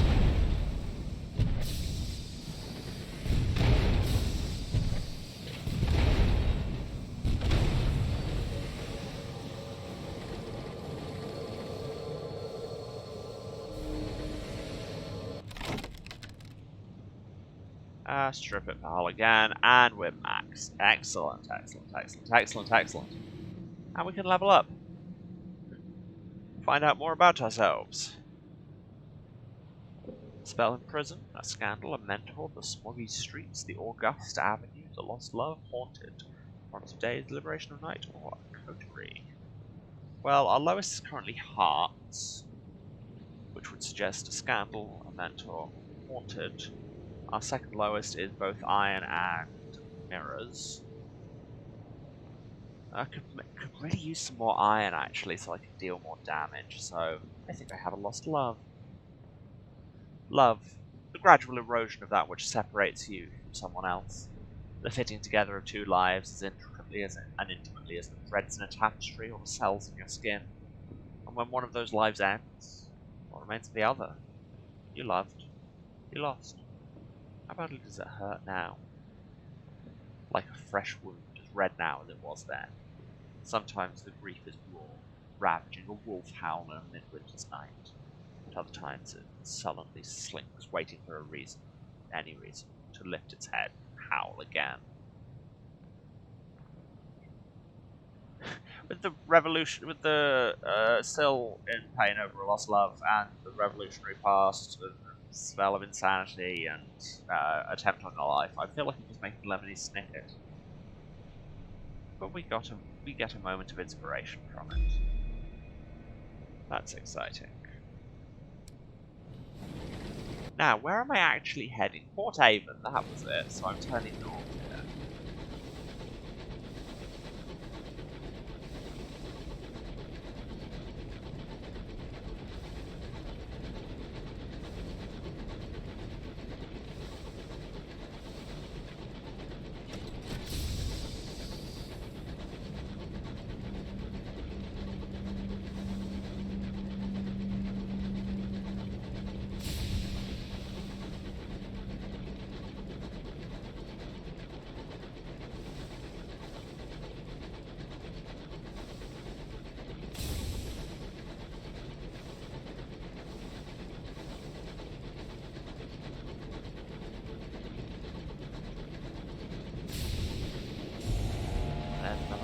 And they spotted me, guess I'm fighting. Dodged the wrong way, but it's fine. That was the wrong time to try and turn.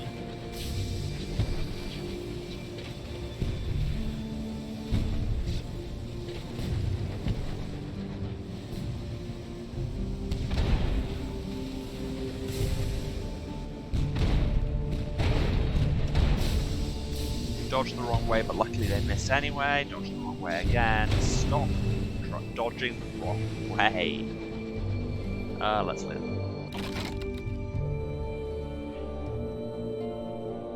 100% chance of something interesting. Yeah, why not? The cabin door did not survive the onset of your guns, nor did the captain. You have to tread carefully. The carpet will not be saved.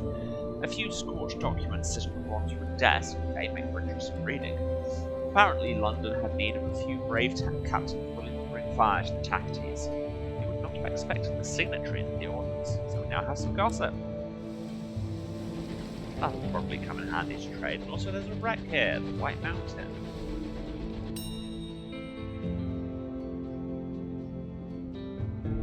Just one. Drop my terror, always good. Drive into the wreck, lose hull, less good. Ugh.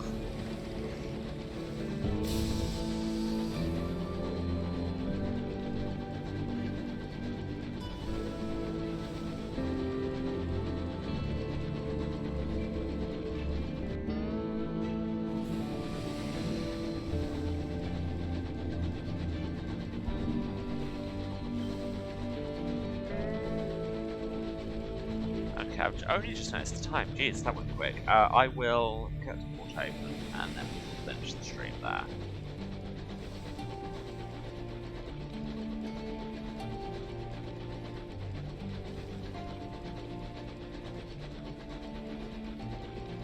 Apologies for the momentary distraction. My fish were being cute. You know how it is.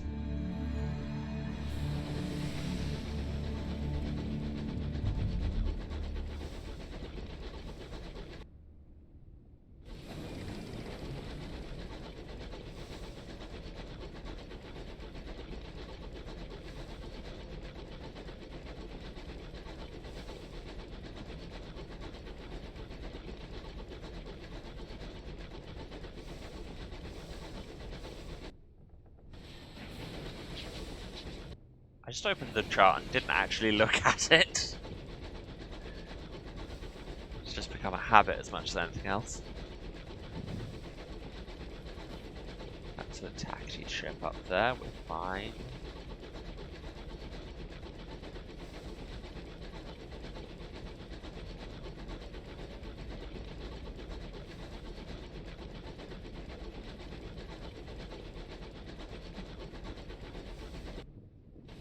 Nearly there.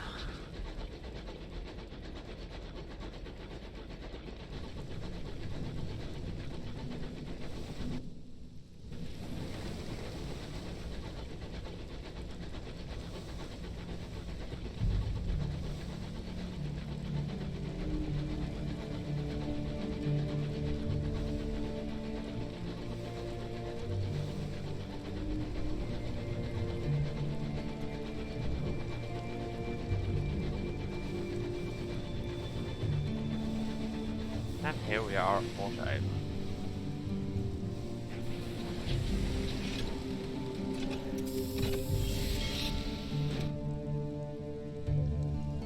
And we have enough that we can recruit this repentant devil now.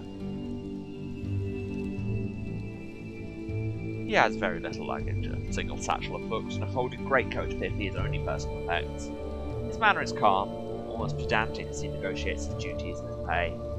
You have a sense that he urgently wants to be out of Port Haven. Well, we can provide that, and I'll even remember to assign you a signaller. He's been everywhere at least once, including several places that don't yet exist.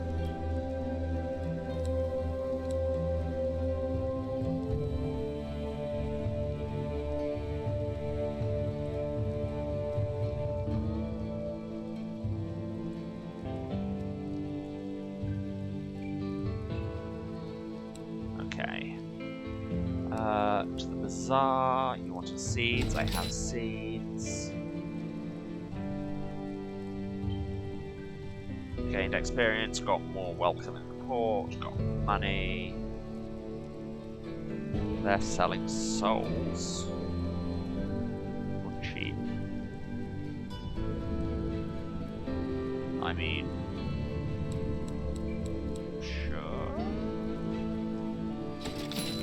take those to New Winchester easily enough.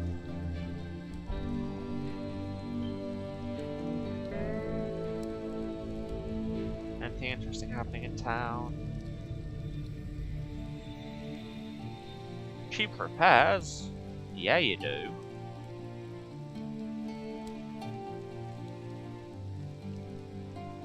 Oh yes, I had a settler, that was why I came.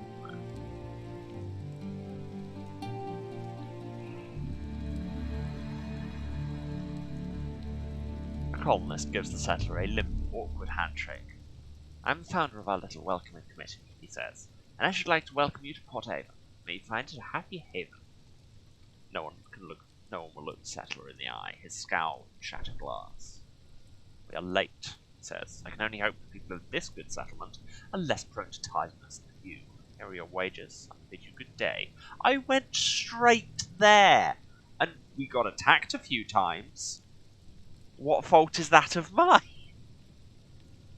Ugh. My dude. My dude. Report.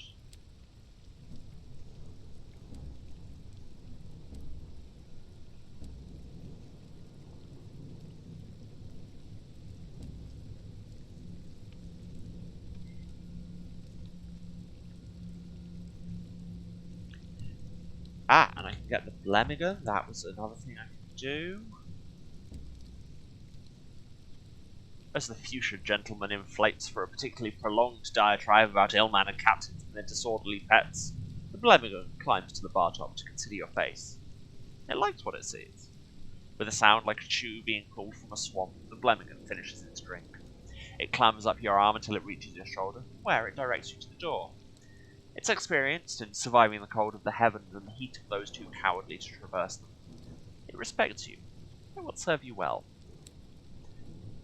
But also, go upstairs and deliver this trophy. The stout veteran pokes it. What a horrible creature. He twiddles his bushy moustache. A perfect centerpiece. Jenkins, fetch the hoist. Got money. Scribe Spinster, that was it. I think those were the things that were frightening me.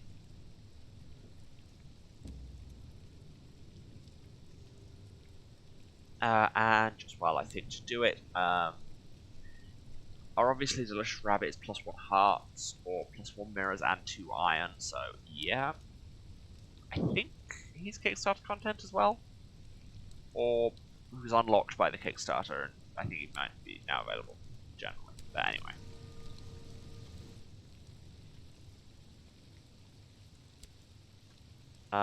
Wait. Let's undock.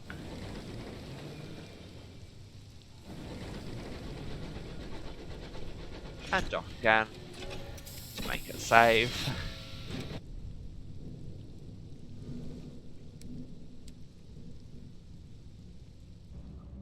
And we'll leave it there. That was actually a lot of fun. I'm looking forward to getting back into this. But yes, we are done for today. Just time to do the wrap up. Yes, thank you very much everyone who's watched. Thanks everyone who's stuck around to the end. It means a lot. If you've been watching this, you know where to find me, but just in case, this is twitch.tv/Serasent, SERASENT. You'll see it on the title cards in a minute. I am streaming every Tuesday, Thursday, and Saturday, and I'll just be steaming on through Sunless Skies, see how far we can get.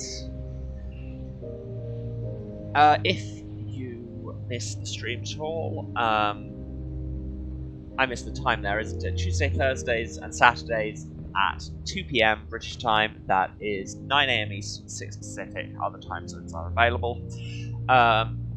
Yes, if you miss any of it, VODs will be on my Twitch for 2 months. But for everything else, go to my YouTube account, also Serasent, where you can find VODs going back to the start of the channel. I've nearly got up to updating to the end of Paradise Killer. I'm slowly uploading them. It happens when it happens, frankly. When my computer isn't busy holding the rest of my life instead of rendering. Anyway, you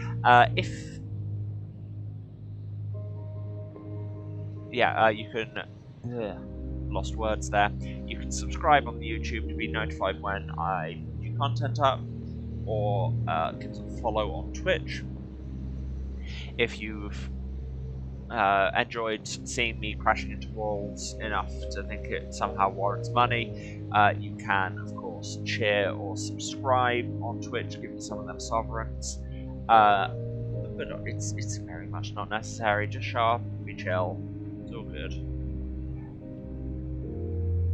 Yes, if you want to see more of me on the internet, the best place to find me is on Twitter at Waruce, that's WARUCE, where you can get updates on the stream, or just whatever I think is funny on the internet. Mileage may very much vary with that. The other thing, if you want to see me elsewise on stream, check out twitch.tv/TheBards Playhouse, that's TheBardsplayHouse, every Saturday night at 11:30 PM British time, and that's 6:30 PM Eastern, where I am in a Vampire the Masquerade 5th edition for London Chronicle. It's a lot of fun. People people have died. I have not been involved in much of the people dying. We're not a particularly fighting party, or at least we weren't until our newest member came along. But anyway, you can go and check that out. It's a lot of fun. I think that is everything. So I will say thanks again, everyone, for coming. And I will be back same time on Saturday. Love you all.